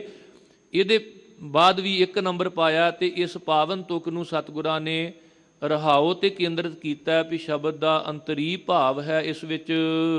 ਰਵਿਦਾਸ ਚਮਾਰ ਉਸਤਤ ਕਰੇ, ਹਰ ਕੀਰਤ ਨਿਮਖ ਇੱਕ ਗਾਏ। ਜਿਵੇਂ ਭਗਤ ਰਵਿਦਾਸ ਜੀ ਚਮੜੇ ਦਾ ਕੰਮ ਕਰਦੇ ਸਨ, ਚਮਾਰ ਜਾਤੀ ਵਿੱਚ ਪੈਦਾ ਹੋਏ, ਪਰ ਜਦੋਂ ਰੱਬ ਦੀ ਉਸਤਤ ਕੀਤੀ, ਇੱਕ ਇੱਕ ਨਿਮਖ ਹਰ ਸਮਾਂ ਜਦੋਂ ਪ੍ਰਮਾਤਮਾ ਦੀ ਉਹਨਾਂ ਕੀਰਤ ਗਾਈ। ਪਦਤ ਜਾਤ ਉੱਤਮ ਭਇਆ, ਚਾਰ ਵਰਨ ਪਏ ਪਗ ਆਏ। ਜਿਸ ਨੂੰ ਲੋਕੀ ਫਾਲਨ ਕਾਸਟ ਕਹਿੰਦੇ ਸਨ, ਪਤਤ ਜਾਤ। ਪਤਤ ਦਾ ਮਤਲਬ ਹੁੰਦਾ ਨੀਵਾਂ, ਨੀਵੇਂ ਪਾਸੇ ਜਾਣਾ, ਡਿੱਗਣਾ, ਭਾਵ ਜਿਹਨੂੰ ਲੋਕੀ ਡਿੱਗੀ ਹੋਈ ਨੀਵੀਂ ਜਾਤ ਆਖਦੇ ਸਨ। ਪਤਤ ਜਾਤ ਉੱਤਮ ਭਇਆ, ਭਗਤ ਰਵਿਦਾਸ ਜੀ ਉਸ ਜਾਤ ਵਿੱਚ ਪੈਦਾ ਹੋ ਕੇ ਉੱਤਮ ਹੋ ਗਏ। ਕਿਉਂਕਿ ਰਵਿਦਾਸ ਢੋਵੰਤਾ ਢੋਰ ਨੀਤ ਤਿਨ ਤਿਆਗੀ ਮਾਇਆ, ਪ੍ਰਗਟ ਹੋਆ ਸਾਧ ਸੰਗ ਹਰ ਦਰਸ਼ਨ ਪਾਇਆ। ਚਾਰ ਵਰਨ ਪਏ ਪਗ ਆਏ, ਚਾਰੇ ਵਰਨਾਂ ਦੇ ਲੋਕ ਭਗਤ ਰਵਿਦਾਸ ਜੀ ਦੇ ਚਰਨਾਂ ਤੇ ਆ ਕੇ ਡਿੱਗ ਪਏ। ਇਹ ਉਦਾਹਰਨ ਭਗਤ ਰਵਿਦਾਸ ਜੀ ਨੇ ਵੀ ਦਿੱਤੀ ਹੈ। ਕਹਿਣ ਲੱਗੇ, ਨਾਗਰ ਜਨਾ ਮੇਰੀ ਜਾਤ ਬਖਿਆਤ ਚਮਾਰੰਗ, ਹਿਰਦੈ ਰਾਮ ਗੋਬਿੰਦ ਗੁਣ ਸਾਰੰਗ। ਹੇ ਬਨਾਰਸ ਵਾਸੀਓ, ਨਗਰ ਦੇ ਲੋਕੋ, ਪ੍ਰਤੱਖ ਹੈ ਕਿ ਮੇਰਾ ਕੰਮ ਚਮੜੇ ਦਾ, ਲੋਕੀ ਮੈਨੂੰ ਚਮਾਰ ਆਖਦੇ ਨੇ। ਇਹਦੇ ਵਿੱਚ ਕੋਈ ਗੱਲ ਮੈਂ ਲੁਕੋ ਛੁਪੋ ਕੇ ਨਹੀਂ ਰੱਖਦਾ। ਪਰ ਅਗਲੀ ਗੱਲ ਸੁਣੋ, ਕਿ ਜਿਵੇਂ ਸੁਰਸਰੀ ਸਲਲ ਕ੍ਰਿਤ ਬਾਰਨੀ ਰੇ, ਸੰਤ ਜਨ ਕਰਤ ਨਹੀਂ ਪਾਨੰਗ, ਸੁਰਾ ਅਪਵਿੱਤਰ ਨਤ ਅਵਰ ਜਲ ਰੇ, ਸੁਰਸਰੀ ਮਿਲਤ ਨ ਹੋਏ ਆਨੰਗ। ਵੀ ਜਿਵੇਂ ਗੰਗਾ ਨੂੰ ਤੁਸੀਂ ਪਵਿੱਤਰ ਮੰਨਦੇ ਹੋ, ਪਰ ਸ਼ਰਾਬ ਗੰਗਾ ਦੇ ਪਾਣੀ ਤੋਂ ਵੀ ਬਣੇ ਤੇ ਕੋਈ ਪੀਂਦਾ। ਤੇ ਜੇ ਕੋਈ ਕਵੇ ਵੀ ਸ਼ਰਾਬ ਫਲਾਣੇ ਥਾਂ ਤੇ ਚੜ੍ਹਦੀ ਹੈ, ਉਹ ਰੱਬ ਦਾ ਭਗਤ ਨਹੀਂ ਹੋ ਸਕਦਾ, ਨਾ ਉਹ ਧਰਮ ਸਥਾਨ ਹੋ ਸਕਦਾ। ਇਹ ਕੇਵਲ ਲੋਕਾਂ ਨੇ ਨਸ਼ਾ ਪੀਣ ਵਾਸਤੇ ਇਸ ਤਰ੍ਹਾਂ ਦੇ ਢਗਵੰਜ ਸ਼ੁਰੂ ਕੀਤੇ ਹੋਏ ਨੇ। ਕਿਉਂਕਿ ਕੋਈ ਪ੍ਰਭੂ ਪਿਆਰਾ ਨਹੀਂ ਕਹਿੰਦਾ ਵੀ ਤੁਸੀਂ ਇੱਥੇ ਲਿਆ ਕੇ ਨਸ਼ੇ ਭੇਟ ਕਰੋ। ਭਗਤ ਰਵਿਦਾਸ ਜੀ ਨੇ ਮੋਹਰ ਲਾ ਦਿੱਤੀ ਵੀ ਗੰਗਾ ਦੇ ਜਲ ਤੋਂ ਵੀ ਸ਼ਰਾਬ ਬਣਾ ਲਵੋ, ਪਰ ਸੰਤ ਜਨ ਉਹਨੂੰ ਪ੍ਰਵਾਨ ਨਹੀਂ ਜੇ ਕਰਦੇ। ਤੇ ਜਿਹੜੇ ਪ੍ਰਵਾਨ ਕਰਦੇ ਉਹ ਰੱਬ ਦੇ ਸੰਤ ਨਹੀਂ। ਸੁਰਸਰੀ ਸਲਲ ਕ੍ਰਿਤ ਬਾਰਨੀ ਰੇ, ਸੰਤ ਜਨ ਕਰਤ ਨਹੀਂ ਪਾਨੰਗ। ਜੇ ਉੱਚੀ ਜਾਤ ਗੰਗਾ ਦਾ ਜਲ ਹੈ ਤੇ ਉੱਚੀ ਜਾਤ ਵਿੱਚ ਪੈਦਾ ਹੋ ਕੇ ਕੰਮ ਕਰੋ ਤੁਸੀਂ ਸ਼ਰਾਬ ਵਰਗੇ ਭੈੜੇ, ਤੇ ਫਿਰ ਤੁਸੀਂ ਕਿਵੇਂ ਰੱਬ ਦੇ ਦਰ ਤੇ ਪ੍ਰਵਾਨ ਹੋਵੋਗੇ। ਤੇ ਦੂਸਰੇ ਪਾਸੇ ਚਾਹੇ ਸ਼ਰਾਬ ਹੋਵੇ ਤੇ ਚਾਹੇ ਕੋਈ ਹੋਰ ਨਖਿੱਧ ਪਾਣੀ ਹੋਵੇ, ਉਹਨੂੰ ਚੁੱਕ ਕੇ ਪਾ ਦਿਓ ਗੰਗਾ ਵਿੱਚ ਤੇ ਕੋਈ ਪਛਾਣ ਹੀ ਨਹੀਂ ਸਕਦਾ, ਉਹ ਗੰਗਾ ਦਾ ਰੂਪ ਹੋ ਜਾਂਦੇ ਨੇ। ਕਹਿੰਦੇ ਪਰਮਾਤਮਾ ਗੰਗਾ ਹੈ, ਤੇ ਜੇ ਸਾਡਾ ਜੀਵਨ ਮਨੁੱਖਾਂ ਦਾ ਜੀਵਨ ਨਖਿੱਧ ਹੈ ਤੇ ਅਸੀਂ ਪਰਮਾਤਮਾ ਨਾਲ ਜੁੜ ਜਾਵਾਂਗੇ, ਸਾਡੇ ਵਿੱਚ ਤੇ ਪਰਮਾਤਮਾ ਵਿੱਚ ਕੋਈ ਅੰਤਰ ਨਹੀਂ ਰਹੇਗਾ। ਉਹਨਾਂ ਅਗਲੀ ਉਦਾਹਰਨ ਦਿੱਤੀ, ਤਰ ਤਾਰ ਅਪਵਿੱਤਰ ਕਰ ਮਾਨੀਐ ਰੇ, ਜੈਸੇ ਕਾਗਰਾ ਕਰਤ ਵਿਚਾਰੰ। ਤਾੜੀ ਦਾ ਦਰਖਤ ਬੜਾ ਨਖਿੱਧ ਹੈ, ਉਹਦੇ ਥੱਲੇ ਵੀ ਸੌਵੇਂ ਤੇ ਬੰਦਾ ਬੇਹੋਸ਼ ਹੋ ਜਾਂਦਾ ਹੈ। ਪਰ ਉਸੇ ਦਰਖਤ ਦਾ ਕਾਗਜ਼ ਬਣੇ, ਉੱਤੇ ਲਿਖੇ ਜਾਣ ਭਗਤੀ ਦੇ ਸ਼ਲੋਕ ਤੇ ਲੋਕੀ ਮੱਥਾ ਟੇਕ ਕੇ ਪੂਜਾ ਕਰਦੇ ਨੇ। ਤਰ ਤਾਰ ਅਪਵਿੱਤਰ ਕਰ ਮਾਨੀਐ ਰੇ, ਪੂਜਿਆ ਕਰ ਨਮਸਕਾਰ। ਕਹਿਣ ਲੱਗੇ ਜਦੋਂ ਉਹਨਾਂ ਉੱਪਰ ਪਰਮੇਸ਼ਰ ਦੀ ਇਬਾਦਤ ਲਿਖੀ ਜਾਵੇ, ਮਾਲਕ ਦੇ ਗੁਣ ਲਿਖੇ ਜਾਣ, ਤੇ ਫਿਰ ਵੇਖੋ ਉਹਦੀ ਵੀ ਪੂਜਾ ਹੁੰਦੀ ਹੈ। ਇਸੇ ਤਰ੍ਹਾਂ ਭਗਤ ਰਵਿਦਾਸ ਜੀ ਨੇ ਉਦਾਹਰਨਾਂ ਦੇ ਕੇ ਸਮਝਾਇਆ। ਕਹਿਣ ਲੱਗੇ ਤਰ ਤਾਰ ਪਵਿੱਤਰ ਕਰ ਮਾਨੀਐ ਰੇ, ਜੈਸੇ ਕਾਗਰਾ ਕਰਤ ਵਿਚਾਰੰਗ, ਭਗਤ ਭਗਉਤ ਲਿਖੀਐ ਤੇ ਉਪਰੇ, ਪੂਜਿਆ ਕਰ ਨਮਸਕਾਰੰ।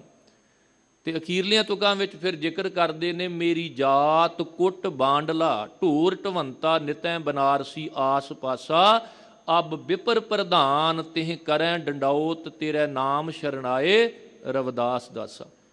ਕਹਿੰਦੇ ਮੇਰੀ ਜਾਤ ਕੁੱਟ, ਚਮੜੇ ਨੂੰ ਕੁੱਟਣਾ, ਬਾਂਡਲਾ ਵੱਢਣਾ। ਕਹਿੰਦੇ ਮੈਂ ਨਹੀਂ ਲੁਕਾਉਂਦਾ ਆਪਣੀ ਜਾਤ ਨੂੰ, ਕਿਰਤ ਨਾਲ ਲੁਕੋਇਆ ਕਰੋ। ਕਿਰਤ ਕੋਈ ਵੀ ਹੋਵੇ, ਕਿਰਤ ਕਰਤੇ ਨਾਲ ਜੋੜਦੀ ਹੈ। ਭਗਤ ਰਵਿਦਾਸ ਕਹਿੰਦੇ ਮੇਰੀ ਜਾਤ ਕੁੱਟ ਬਾਂਡਲਾ ਢੋਰ ਢਵੰਤਾ, ਮੈਂ ਪਸ਼ੂਆਂ ਦੀ ਢੋਆ ਢਵਾਈ ਕਰਦਾ, ਨਿਤਾ ਪ੍ਰਤੀ ਬਨਾਰਸੀ ਆਸ ਪਾਸਾ, ਬਨਾਰਸ ਦੇ ਆਸ ਪਾਸ। ਤੇ ਹੁਣ ਹੋਇਆ ਕੀ ਆ, ਅਬ ਵਿਪਰ ਪ੍ਰਧਾਨ, ਬਨਾਰਸ ਦਾ ਮੁਖੀ ਪੰਡਤ, ਅਬ ਵਿਪਰ ਪ੍ਰਧਾਨ ਤਿਹ ਕਰੈ ਡੰਡਾਉਤ, ਤੇਰੇ ਭਗਤ ਰਵਿਦਾਸ ਜੀ ਨੂੰ ਮੱਥਾ ਟੇਕਦਾ ਪਿਆ। ਚਾਰੇ ਵਰਨਾਂ ਦੇ ਲੋਕ ਆਣ ਕੇ ਭਗਤ ਰਵਿਦਾਸ ਜੀ ਦੇ ਚਰਨਾਂ ਤੇ ਡਿੱਗ ਪਏ, ਕਿਉਂਕਿ ਭਗਤ ਰਵਿਦਾਸ ਜੀ ਤੇਰੀ ਸ਼ਰਨ ਵਿੱਚ ਨੇ। ਇੱਥੇ ਵੀ ਮੇਰੇ ਗੁਰੂ ਰਾਮਦਾਸ ਜੀ ਕਿਰਪਾ ਕਰ ਰਹੇ ਨੇ, ਰਵਿਦਾਸ ਚਮਾਰ ਉਸਤਤ ਕਰੇ ਹਰ ਕੀਰਤ ਨਿਮਕੇ ਗਾਏ, ਪਤਤ ਜਾਤ ਉੱਤਮ ਭਇਆ ਚਾਰ ਵਰਨ ਪਏ ਪਾ ਗਾਏ। ਚਾਰੇ ਵਰਨਾਂ ਦੇ ਲੋਕ ਜਿਹੜੇ ਭਗਤ ਰਵਿਦਾਸ ਜੀ ਦੇ ਚਰਨਾਂ ਤੇ ਆ ਕੇ ਡਿੱਗ ਪਏ। ਨਾਮ ਦੇ ਪ੍ਰੀਤ ਲੱਗੀ ਹਰ ਛੇਤੀ, ਲੋਕ ਸ਼ੀਪਾ ਕਹਿ ਬੁਲਾਏ। ਇਵੇਂ ਜਦੋਂ ਭਗਤ ਨਾਮਦੇਵ ਜੀ ਦੀ ਪ੍ਰੀਤ ਪਰਮੇਸ਼ਰ ਨਾਲ ਜੁੜੀ, ਲੋਕੀ ਜਿਹਨੂੰ ਸ਼ੀਂਬਾ ਕਹਿ ਕੇ ਬੁਲਾਉਂਦੇ ਸਨ। ਖੱਤਰੀ ਬ੍ਰਾਹਮਣ ਪਿੱਠ ਦੇ ਛੋਡੇ, ਹਰ ਨਾਮ ਦੇ ਓਲੀਆ ਮੁਖ ਲਾਏ। ਖੱਤਰੀ ਤੇ ਬ੍ਰਾਹਮਣ ਜਿਨ੍ਹਾਂ ਵੱਲ ਪਰਮੇਸ਼ਰ ਨੇ ਪਿੱਠ ਕਰਕੇ ਉਹਨਾਂ ਨੂੰ ਨਕਾਰ ਦਿੱਤਾ, ਛੱਡ ਦਿੱਤਾ, ਪਰ ਆਪਣੇ ਸੇਵਕ ਭਗਤ ਨਾਮਦੇਵ ਜੀ ਵੱਲ ਆਪਣਾ ਮੁਖ ਕੀਤਾ, ਭਾਵ ਉਹਨੂੰ ਮੱਥੇ ਲਾਇਆ। ਜਿਹਦਾ ਭਾਵ ਸੀ ਕਿ ਜਿਹੜੇ ਅਹੰਕਾਰੀ ਨੇ, ਨਿੰਦਕ ਨੇ, ਉਹਨਾਂ ਵੱਲ ਪਰਮਾਤਮਾ ਦੀ ਪਿੱਠ ਹੁੰਦੀ ਹੈ, ਤੇ ਜਿਹੜੇ ਨਿਮਰਤਾ ਵਾਲੇ ਨੇ, ਰੱਬ ਦੀ ਭਗਤੀ ਕਰਨ ਵਾਲੇ ਨੇ, ਉਸ ਪਾਸੇ ਰੱਬ ਦਾ ਮੂੰਹ ਹੁੰਦਾ ਹੈ। ਇਸੇ ਲਈ ਭਗਤ ਨਾਮਦੇਵ ਜੀ ਨੇ ਵੀ ਕਿਹਾ, ਕਹਿਣ ਲੱਗੇ ਮੈਨੂੰ ਇਹਨਾਂ ਦੀ ਪਰਵਾਹ ਨਹੀਂ, ਪਰ ਮੋਕੋ ਤੂੰ ਨਾ ਵਿਸਾਰ, ਤੂੰ ਨਾ ਵਿਸਾਰ, ਤੂੰ ਨਾ ਵਿਸਾਰੇ ਰਾਮਈਆ। ਆਲਾਵੰਤੀ ਇਹ ਭ੍ਰਮ ਜੋ ਹੈ, ਮੁਝ ਉੱਪਰ ਸਭ ਕੋਪਲਾ, ਸ਼ੂਦ ਸ਼ੂਦ ਕਰ ਮਾਰ ਉਠਾਇਓ, ਕਹਾਂ ਕਰੋ ਬਾਪ ਬੀਠਲਾ। ਕਹਿਣ ਲੱਗੇ ਇਹ ਲੋਕੀ ਮੈਨੂੰ ਸ਼ੂਦਰ ਸ਼ੂਦਰ ਕਹਿ ਕੇ ਧਰਮ ਸਥਾਨ ਤੋਂ ਉਠਾ ਦਿੰਦੇ ਨੇ, ਪਰ ਇਹ ਪ੍ਰਭੂ ਜਦੋਂ ਤੇਰੀ ਕਿਰਪਾ ਹੁੰਦੀ ਹੈ, ਫੇਰ ਦਿਆ ਦਿਉਰਾ ਨਾਮੇ ਕੋ ਪੰਡੀਅਨ ਕੋ ਪਿਸ਼ਵਾਰ ਲਾ। ਤੂੰ ਪੰਡਤਾਂ ਵੱਲ, ਉੱਚ ਜਾਤੀ ਦੇ ਲੋਕਾਂ ਵੱਲ ਆਪਣੀ ਪਿੱਠ ਕਰ ਲਈ, ਤੇ ਆਪਣੇ ਸੇਵਕ ਨਾਮਦੇਵ ਵੱਲ, ਭਗਤ ਨਾਮਦੇਵ ਜੀ ਵੱਲ ਤੂੰ ਆਪਣਾ ਮੂੰਹ ਕਰ ਲਿਆ।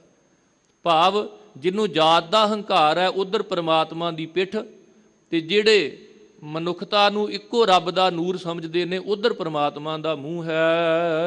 ਜਿਤਨੇ ਭਗਤ ਹਰ ਸੇਵਕਾ, ਮੁਖ 68 ਤੀਰਥ ਤਿੰਨ ਤਿਲਕ ਕਢਾਏ। ਸਭ ਕਹਿੰਦੇ ਇੱਕ ਦੋ ਦੀ ਕੀ ਗੱਲ, ਜਿੰਨੇ ਵੀ ਭਗਤ ਨੇ ਹਰੀ ਦੇ ਸੇਵਕ ਨੇ, ਮਾਨੋ 68 ਤੀਰਥ ਉਹਨਾਂ ਨੂੰ ਤਰਸਦੇ ਨੇ। ਔਰ ਇੰਜ ਕਹਿ ਲਵੋ ਵੀ ਲੋਕੀ ਰੱਬ ਤੋਂ ਬੇਮੁਖ ਹੋ ਕੇ 68 ਤੀਰਥਾਂ ਤੇ ਭਟਕਦੇ ਨੇ, ਪਰ ਉਹਨਾਂ ਦਾ ਫਾਇਦਾ ਕੋਈ ਨਹੀਂ। ਉਹ ਐਵੇਂ ਜਿਵੇਂ ਫਸਲ ਵਿੱਚ ਕਣ ਹੋਵੇ ਨਾ, ਤੇ ਲੋਕੀ ਗਾਹ ਪਾਈ ਜਾਣ। ਕਾਏ ਕਮੰਡਲ ਕਾਪੜੀਆ ਰੇ, 68 ਕਾਹੇ ਫਰਾਈ, ਬਦਤ ਤਰਲੋਚਨ ਸੁਨ ਰੇ ਪ੍ਰਾਣੀ, ਕਣ ਬਿਨ ਗਾਹ ਕੇ ਪਾਈ। ਕਹਿੰਦੇ ਇਹਦੀ ਜਗ੍ਹਾ ਇੱਕ ਜਗ੍ਹਾ ਤੇ ਟਿਕ ਕੇ ਰੱਬ ਦੀ ਭਗਤੀ ਕਰੋ, ਰੱਬ ਦੀ ਸਿਫਤ ਸਲਾਹ ਸੁਣੋ। ਸੁਣਿਆ 68 ਕਾ ਇਸ਼ਨਾਨ, ਤੁਹਾਨੂੰ 68 ਤੀਰਥਾਂ ਦਾ ਇਸ਼ਨਾਨ ਪ੍ਰਾਪਤ ਹੋ ਜਾਵੇਗਾ। ਜਦੋਂ ਕੋਈ ਰੱਬ ਦੀ ਭਗਤੀ ਕਰਦਾ, ਸੇਵਾ ਕਰਦਾ ਨਾ, ਤੇ ਸਮਝ ਲਵੋ ਉਹਨਾਂ ਦੇ ਮੁਖ ਤੇ ਮਸਤਕ ਤੇ ਜਿਵੇਂ 68 ਤੀਰਥਾਂ ਦਾ ਤਿਲਕ ਲੱਗ ਗਿਆ ਹੋਵੇ, ਵੀ ਉਹ ਕਿਸੇ ਤੀਰਥ ਤੇ ਨਾ ਗਏ ਹੋਣ, ਪਰ ਉਹਨਾਂ ਨੂੰ ਪ੍ਰਮਾਣ ਪੱਤਰ ਮਿਲ ਗਿਆ ਹੋਵੇ ਵੀ ਇਹਨਾਂ ਰੱਬ ਦੀ ਭਗਤੀ ਕੀਤੀ, ਇਹ ਤਾਂ 68 ਤੀਰਥਾਂ ਦੇ ਇਸ਼ਨਾਨੀ ਨੇ। ਦੂਸਰੇ ਪਾਸੇ ਕੋਈ 68 ਤੀਰਥਾਂ ਦਾ ਇਸ਼ਨਾਨ ਕਰੇ ਪਰ ਰੱਬ ਦੀ ਭਗਤੀ ਨਾ ਕਰੇ, ਸਭ ਕਹਿੰਦੇ ਉਹਨੇ ਤਾਂ ਆਪਣਾ ਸਮਾਂ ਹੀ ਵਿਅਰਥ ਗਵਾਇਆ ਹੈ। 68 ਕਾਹੇ ਫਰਾਈ, ਕਾਹਦੇ ਲਈ ਫਿਰਦਾ 68 ਤੀਰਥਾਂ ਤੇ? ਕਿਉਂਕਿ 68 ਤੀਰਥ ਜੈ ਸਾਧ ਪੱਗ ਧਰੈਂ, ਜਿੱਥੇ ਰੱਬ ਦੀ ਬੰਦਗੀ ਕਰਨ ਵਾਲੇ ਆਪਣਾ ਪੈਰ ਧਰ ਦੇਣ, ਉਹ ਤਾਂ 68 ਤੀਰਥਾਂ ਵਰਗਾ ਪਵਿੱਤਰ ਸਥਾਨ ਬਣ ਜਾਂਦਾ ਹੈ। ਇਸ ਕਰਕੇ ਭਗਤ ਕਬੀਰ ਸਾਹਿਬ ਜੀ ਨੇ ਇੱਕ ਪ੍ਰਸ਼ਨ ਵੀ ਕੀਤਾ, ਕਹਿਣ ਲੱਗੇ ਤੀਰਥ ਵੱਡਾ ਕਿ ਹਰ ਕਾ ਦਾਸ। ਜਦੋਂ ਤੇਰਾ ਕੋਈ ਦਾਸ ਬਣਦਾ, ਮੈਨੂੰ ਇਹ ਨਿਰਣਾ ਦੇ ਵੀ ਉਹਦੇ ਤੋਂ ਤੀਰਥ ਵੱਡਾ ਹੈ ਕਿ ਤੇਰਾ ਦਾਸ ਵੱਡਾ ਹੈ। ਭਾਵ ਤੇਰੇ ਦਾਸ ਕਰਕੇ ਹੀ ਤਾਂ ਤੀਰਥ ਬਣਿਆ। ਇਸ ਲਈ ਉਹਨਾਂ ਕੋਲ ਸਮਝ ਲਵੋ ਕਿ 68 ਤੀਰਥਾਂ ਦਾ ਪ੍ਰਮਾਣ ਪੱਤਰ ਸਰਟੀਫਿਕੇਟ ਆ ਜਾਂਦਾ ਹੈ। ਜਿਵੇਂ ਸਤਿਗੁਰੂ ਜੀ ਦੀ ਬਾਣੀ ਵਿੱਚ ਵੀ ਇਹ ਬਚਨ ਨੇ, ਕੁੰਗੂ ਕੀ ਕਾਇਆ ਰਤਨਾ ਕੀ ਲਲਤਾ ਅਗਰਵਾਸ ਤਨ ਸਾਸ 68 ਤੀਰਥ ਕਾ ਮੁਖ ਟਿੱਕਾ ਤਿਤ ਘਟ ਮਤ ਵਿਗਾਸ। ਜਿਹੜੇ ਰੱਬ ਨਾਲ ਜੁੜ ਗਏ ਉਹਨਾਂ ਨੂੰ ਇਹ ਅਵਸਥਾ ਪ੍ਰਾਪਤ ਹੋ ਜਾਂਦੀ ਹੈ। ਜਨ ਨਾਨਕ ਤਿਨ ਕੋ ਅਨ ਦਿਨ ਪਰਸੇ ਜੇ ਕਿਰਪਾ ਕਰੇ ਹਰ ਰਾਏ। ਦਾਸ ਨਾਨਕ ਭਾਵ ਧੰਨ ਗੁਰੂ ਰਾਮਦਾਸ ਮਹਾਰਾਜ ਬੜੀ ਨਿਮਰਤਾ ਨਾਲ ਆਖਰੇ ਨੇ ਕਿ ਮੈਂ ਉਹਨਾਂ ਨੂੰ ਦਿਨੇ ਰਾਤ ਪਰਸਾਂ, ਚਰਨ ਛੂੰਹਦਾ ਰਵਾਂ, ਜਿਨ੍ਹਾਂ ਤੇ ਮੇਰਾ ਹਰੀ ਪਰਮਾਤਮਾ ਕਿਰਪਾ ਕਰ ਦਵੇ।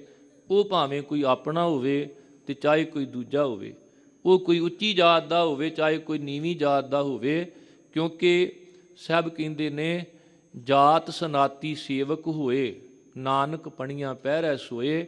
ਜੇ ਕੋਈ ਗਰੀਬ ਜਾਤੀ ਵਿੱਚ ਪੈਦਾ ਹੋ ਕੇ ਰੱਬ ਦੀ ਭਗਤੀ ਕਰਦਾ ਹੈ ਨਾ, ਤੇ ਮੇਰੇ ਸਰੀਰ ਦਾ ਚਮੜਾ ਲਾ ਕੇ ਉਹਦਾ ਜੋੜਾ ਬਣਾ ਕੇ ਉਹਦੇ ਪੈਰਾਂ ਵਿੱਚ ਪਵਾ ਦਿਓ। ਕਦੇ ਕਿਸੇ ਨਾਲ ਘਿਰਨਾ ਨਾ ਕਰੋ ਕਿ ਉਹ ਸਾਡੀ ਜਾਤ ਵਿੱਚ ਪੈਦਾ ਨਹੀਂ ਹੋਇਆ, ਉਹ ਸਾਡੇ ਇਲਾਕੇ ਨਾਲ ਸੰਬੰਧਿਤ ਨਹੀਂ ਹੈ। ਸਾਹਿਬ ਕਹਿੰਦੇ ਦਿਨੇ ਰਾਤ ਚਿੱਤ ਕਰਦਾ ਉਹਨਾਂ ਨੂੰ ਸਪਰਸ਼ ਕਰਨ ਲਈ ਜਿਹੜੇ ਰੱਬ ਦੀ ਕਿਰਪਾ ਦੇ ਪਾਤਰ ਬਣ ਗਏ ਨੇ।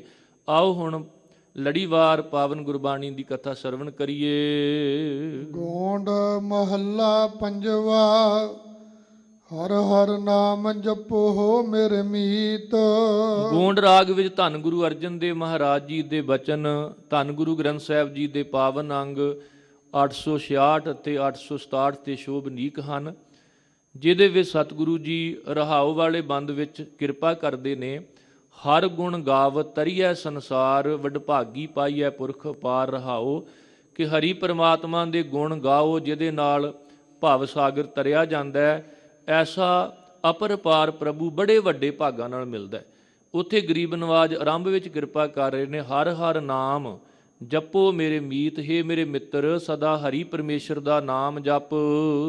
ਨਿਰਮਲ ਹੋਏ ਤੁਮਾਰਾ ਚੀਤ। ਉਸ ਨਾਮ ਨੂੰ ਜਪਣ ਦੇ ਨਾਲ ਤੇਰਾ ਚਿੱਤ ਪਵਿੱਤਰ ਹੋ ਜਾਵੇਗਾ, ਕਿਉਂਕਿ ਪਾਣੀ ਚਿੱਤ ਨਾ ਧੋਪਈ। ਸਰੀਰ ਨੂੰ ਪਾਣੀ ਧੋ ਸਕਦਾ ਹੈ, ਪਰ ਪਾਣੀ ਚਿੱਤ ਨਹੀਂ ਧੋਂਦਾ। ਚਿੱਤ ਕਾਹਦੇ ਨਾਲ ਨਿਰਮਲ ਹੋਵੇਗਾ? ਨਿਰਮਲ ਹੋਏ ਤੁਮਾਰਾ ਚੀਤ, ਜਦੋਂ ਨਾਮ ਜਪੇਗਾ। ਇਸ ਕਰਕੇ ਜਿੱਥੇ ਕਰ ਇਸ਼ਨਾਨ ਫਿਰ ਸਿਮਰ ਪ੍ਰਭ ਆਪਣਾ। ਬਾਹਰੀ ਜਲ ਨਾਲ ਇਸ਼ਨਾਨ ਕਰੇਗਾ ਤੇ ਸਰੀਰ ਪਵਿੱਤਰ ਹੋਵੇਗਾ, ਤਾਂ ਜਦੋਂ ਪ੍ਰਭੂ ਨੂੰ ਸਿਮਰੇਗਾ ਉਦੋਂ ਚਿੱਤ ਪਵਿੱਤਰ ਹੋਣਾ ਹੈ। ਮਨ ਧਨ ਕੀ ਸਭ ਮਿਟੈ ਬੁਲਾਏ। ਤੇਰੇ ਸਰੀਰ ਦੀ ਤੇਰੇ ਮਨ ਦੀ ਸਾਰੀ ਵਿਪਤਾ ਬਲਾ ਖਤਮ ਹੋ ਜਾਵੇਗੀ। ਹਰ ਸਿਮਰਤ ਤੇਰੀ ਜਾਏ ਬੁਲਾਏ। ਭਾਵ ਵਿਪਤਾ ਹੈ ਹੀ ਉੱਥੇ, ਤਹਾਂ ਵਿਪਤ ਜੈ ਹਰ ਸਿਮਰ ਨਾਹੀ। ਜਿੱਥੇ ਹਰੀ ਦਾ ਸਿਮਰ ਨਹੀਂ, ਸਾਹਿਬ ਕਹਿੰਦੇ ਉੱਥੇ ਵਿਪਤਾਵਾਂ ਨੇ। ਜਿੱਥੇ ਪਰਮਾਤਮਾ ਦਾ ਸਿਮਰਨ ਹੈ ਉੱਥੇ ਇਹ ਵਿਪਤਾਵਾਂ ਆਤਮਿਕ ਤੌਰ ਤੇ ਮਨੁੱਖ ਨੂੰ ਪਹੁੰਚਦੀਆਂ ਨਹੀਂ ਹਨ। ਦੁੱਖ ਅੰਧੇਰਾ ਸਗਲਾ ਜਾਏ। ਦੁੱਖ ਤੇ ਹਨੇਰਾ ਸਮੁੱਚੇ ਰੂਪ ਵਿੱਚ ਖਤਮ ਹੋ ਜਾਵੇਗਾ। ਹਰ ਗੁਣ ਗਾਵਤ ਤਰਿਆ ਸੰਸਾਰ। ਹਰੀ ਗੁਣਾਂ ਨੂੰ ਗਾ ਕੇ ਹੀ ਇਸ ਭਵ ਸਾਗਰ ਨੂੰ ਤਰਿਆ ਜਾ ਸਕਦਾ ਹੈ। ਵੱਡ ਭਾਗੀ ਪਾਈਐ ਪੁਰਖ ਅਪਾਰ। ਵੱਡੇ ਭਾਗ ਹੋਣ ਤੇ ਫਿਰ ਅਪਰਪਾਰ ਪਰਮੇਸ਼ਰ ਦੀ ਪ੍ਰਾਪਤੀ ਹੁੰਦੀ ਹੈ। ਰਹਾਉ ਜੋ ਜਨ ਕਰੈ ਕੀਰਤਨ ਗੋਪਾਲ। ਜਿੱਥੇ ਇਸ ਤੋਂ ਪਹਿਲੀਆਂ ਪਾਵਨ ਤੁਕਾਂ ਸਤਿਗੁਰੂ ਜੀ ਨੇ ਰਹਾਉ ਤੇ ਕੇਂਦਰਿਤ ਕਰਕੇ ਸ਼ਬਦ ਦਾ ਅੰਤਰੀ ਭਾਵ ਉਹਦੇ ਵਿੱਚ ਅੰਕਿਤ ਕੀਤਾ। ਅੱਗੇ ਕਿਰਪਾ ਕਰ ਰਹੇ ਨੇ, ਜੋ ਜਨ ਕਰੈ ਕੀਰਤਨ ਗੋਪਾਲ, ਜਿਹੜਾ ਰੱਬ ਦੀ ਕੀਰਤੀ ਕਰਦਾ ਹਰੀ ਦਾ ਦਾਸ ਸੇਵਕ। ਇਸ ਕੋ ਪੋਹੇ ਨ ਸਕੈ ਜਮ ਕਾਲ। ਜਮ ਕਾਲ ਜਿਹੜਾ ਹੈ ਭਾਵ ਮੌਤ ਦਾ ਡਰ ਉਹਨੂੰ ਪਹੁੰਚਦਾ ਨਹੀਂ ਹੈ। ਜਗ ਮੈਂ ਆਇਆ ਸੋ ਪਰਵਾਨ। ਜਗਤ ਵਿੱਚ ਆਇਆ ਹੋਇਆ ਅਸਲ ਵਿੱਚ ਉਹੀਓ ਕਬੂਲ ਹੈ, ਪ੍ਰਵਾਨ ਹੈ। ਬਾਕੀ ਜਏ ਆਏ ਤੈ ਨਾ ਆਏ। ਭਾਵ ਆਇਆ ਉਹਨਾਂ ਦਾ ਹੀ ਕਿਸੇ ਲੇਖੇ ਵਿੱਚ ਹੈ ਜਿਹੜੇ ਪਰਮੇਸ਼ਰ ਦੀ ਇਬਾਦਤ ਕਰਦੇ ਨੇ।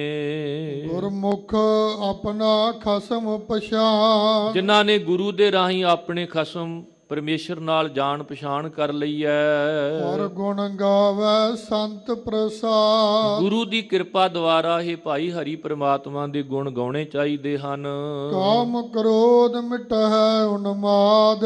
ਇਸ ਤਰ੍ਹਾਂ ਫਿਰ ਕਾਮ ਕ੍ਰੋਧ ਆਦਿਕ ਜਿਹੜੀ ਇਹਨਾਂ ਦੀ ਅੰਦਰ ਮਨੁੱਖ ਦੇ ਨੀਵੀਂ ਅਵਸਥਾ ਵਾਲੀ ਜਿਹੜੀ ਬਿਰਤੀ ਬਣਦੀ ਹੈ ਉਹ ਭਾਈ ਮਿਟ ਜਾਂਦੀ ਹੈ। ਭਾਵ ਜਿਹੜਾ ਮਨੁੱਖ ਨੂੰ ਰਸਾਤਲ ਵਾਲੇ ਪਾਸੇ ਲਿਜਾਣ ਦਾ ਸਵਾਬ ਬਣਦੀ ਹੈ, ਮਨੁੱਖ ਇਹਦੇ ਤੋਂ ਵੱਧ ਜਾਂਦਾ ਹੈ। ਸਦਾ ਹਜੂਰ ਜਾਨ ਭਗਵੰਤ। ਸੋ ਉਸ ਪਰਮਾਤਮਾ ਨੂੰ ਸਦਾ ਅੰਗ ਸੰਗ ਹਾਜ਼ਰ ਹਜੂਰ ਸਮਝਣਾ ਕਰ। ਪੂਰੇ ਗੁਰ ਕਾ ਪੂਰਨ ਮੰਤ। ਕਿਉਂਕਿ ਪੂਰੇ ਗੁਰੂ ਦਾ ਹੀ ਪੂਰਾ ਉਪਦੇਸ਼ ਤੇਰਾ ਜੀਵਨ ਸਵਾਰ ਸਕਦਾ ਹੈ, ਅਧੂਰਿਆਂ ਦਾ ਨਹੀਂ। ਹਰ ਧਨ ਖਾਟ ਕੀਏ ਭੰਡਾਰ। ਹਰੀ ਧਨ ਨੂੰ ਤੂੰ ਖੱਟੀ ਖੱਟ ਕੇ ਇਹਦਾ ਭੰਡਾਰਾ ਭਰ ਆਤਮਿਕ ਤੌਰ ਤੇ। ਮਿਲ ਸਰਗੁਰ ਸਭ ਕਾਜ ਸਵਾਰ। ਸਤਿਗੁਰੂ ਨੂੰ ਮਿਲ ਕੇ ਹੀ ਤੇਰੇ ਜੀਵਨ ਦੇ ਸਾਰੇ ਕਾਰਜ ਰਾਸ ਆਉਣੇ ਹਨ। ਹਰ ਕੇ ਨਾਮ ਰੰਗ ਸੰਗ ਜਾਗਾ। ਹਰੀ ਪਰਮੇਸ਼ਰ ਦਾ ਜਿਹੜਾ ਨਾਮ ਹੈ ਨਾ, ਇਹ ਜਦੋਂ ਪ੍ਰਭੂ ਦੇ ਪ੍ਰੇਮ ਵਿੱਚ ਰੰਗ ਵਿੱਚ ਜੁੜ ਕੇ ਤੂੰ ਜਪੇਂਗਾ ਤੇ ਫਿਰ ਜਾਗਾ ਤੇਰਾ ਅੰਤਸ਼ਕਰਨ ਜੋ ਜਨਮਾਂ ਜਨਮਾਂਤਰਾਂ ਦਾ ਸੁੱਤਾ ਪਿਆ ਜਾਗ ਪਵੇਗਾ।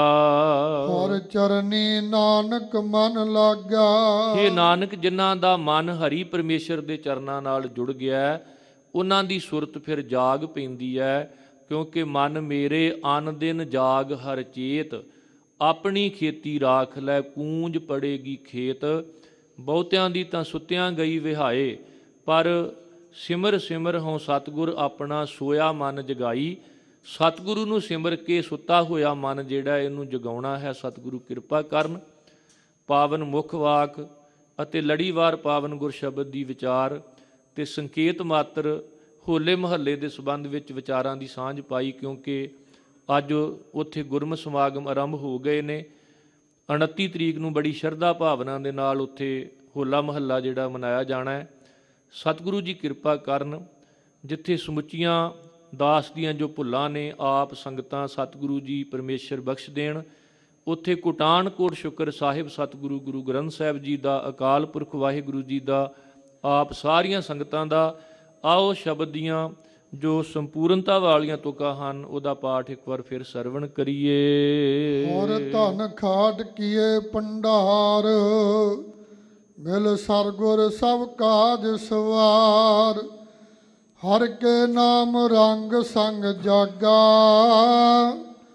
ਹਰ ਚਰਨੀ ਨਾਨਕ ਮਨ ਲਾਗਾ। ਵਾਹਿਗੁਰੂ ਜੀ ਕਾ ਖਾਲਸਾ, ਵਾਹਿਗੁਰੂ ਜੀ ਕੀ ਫਤਿਹ।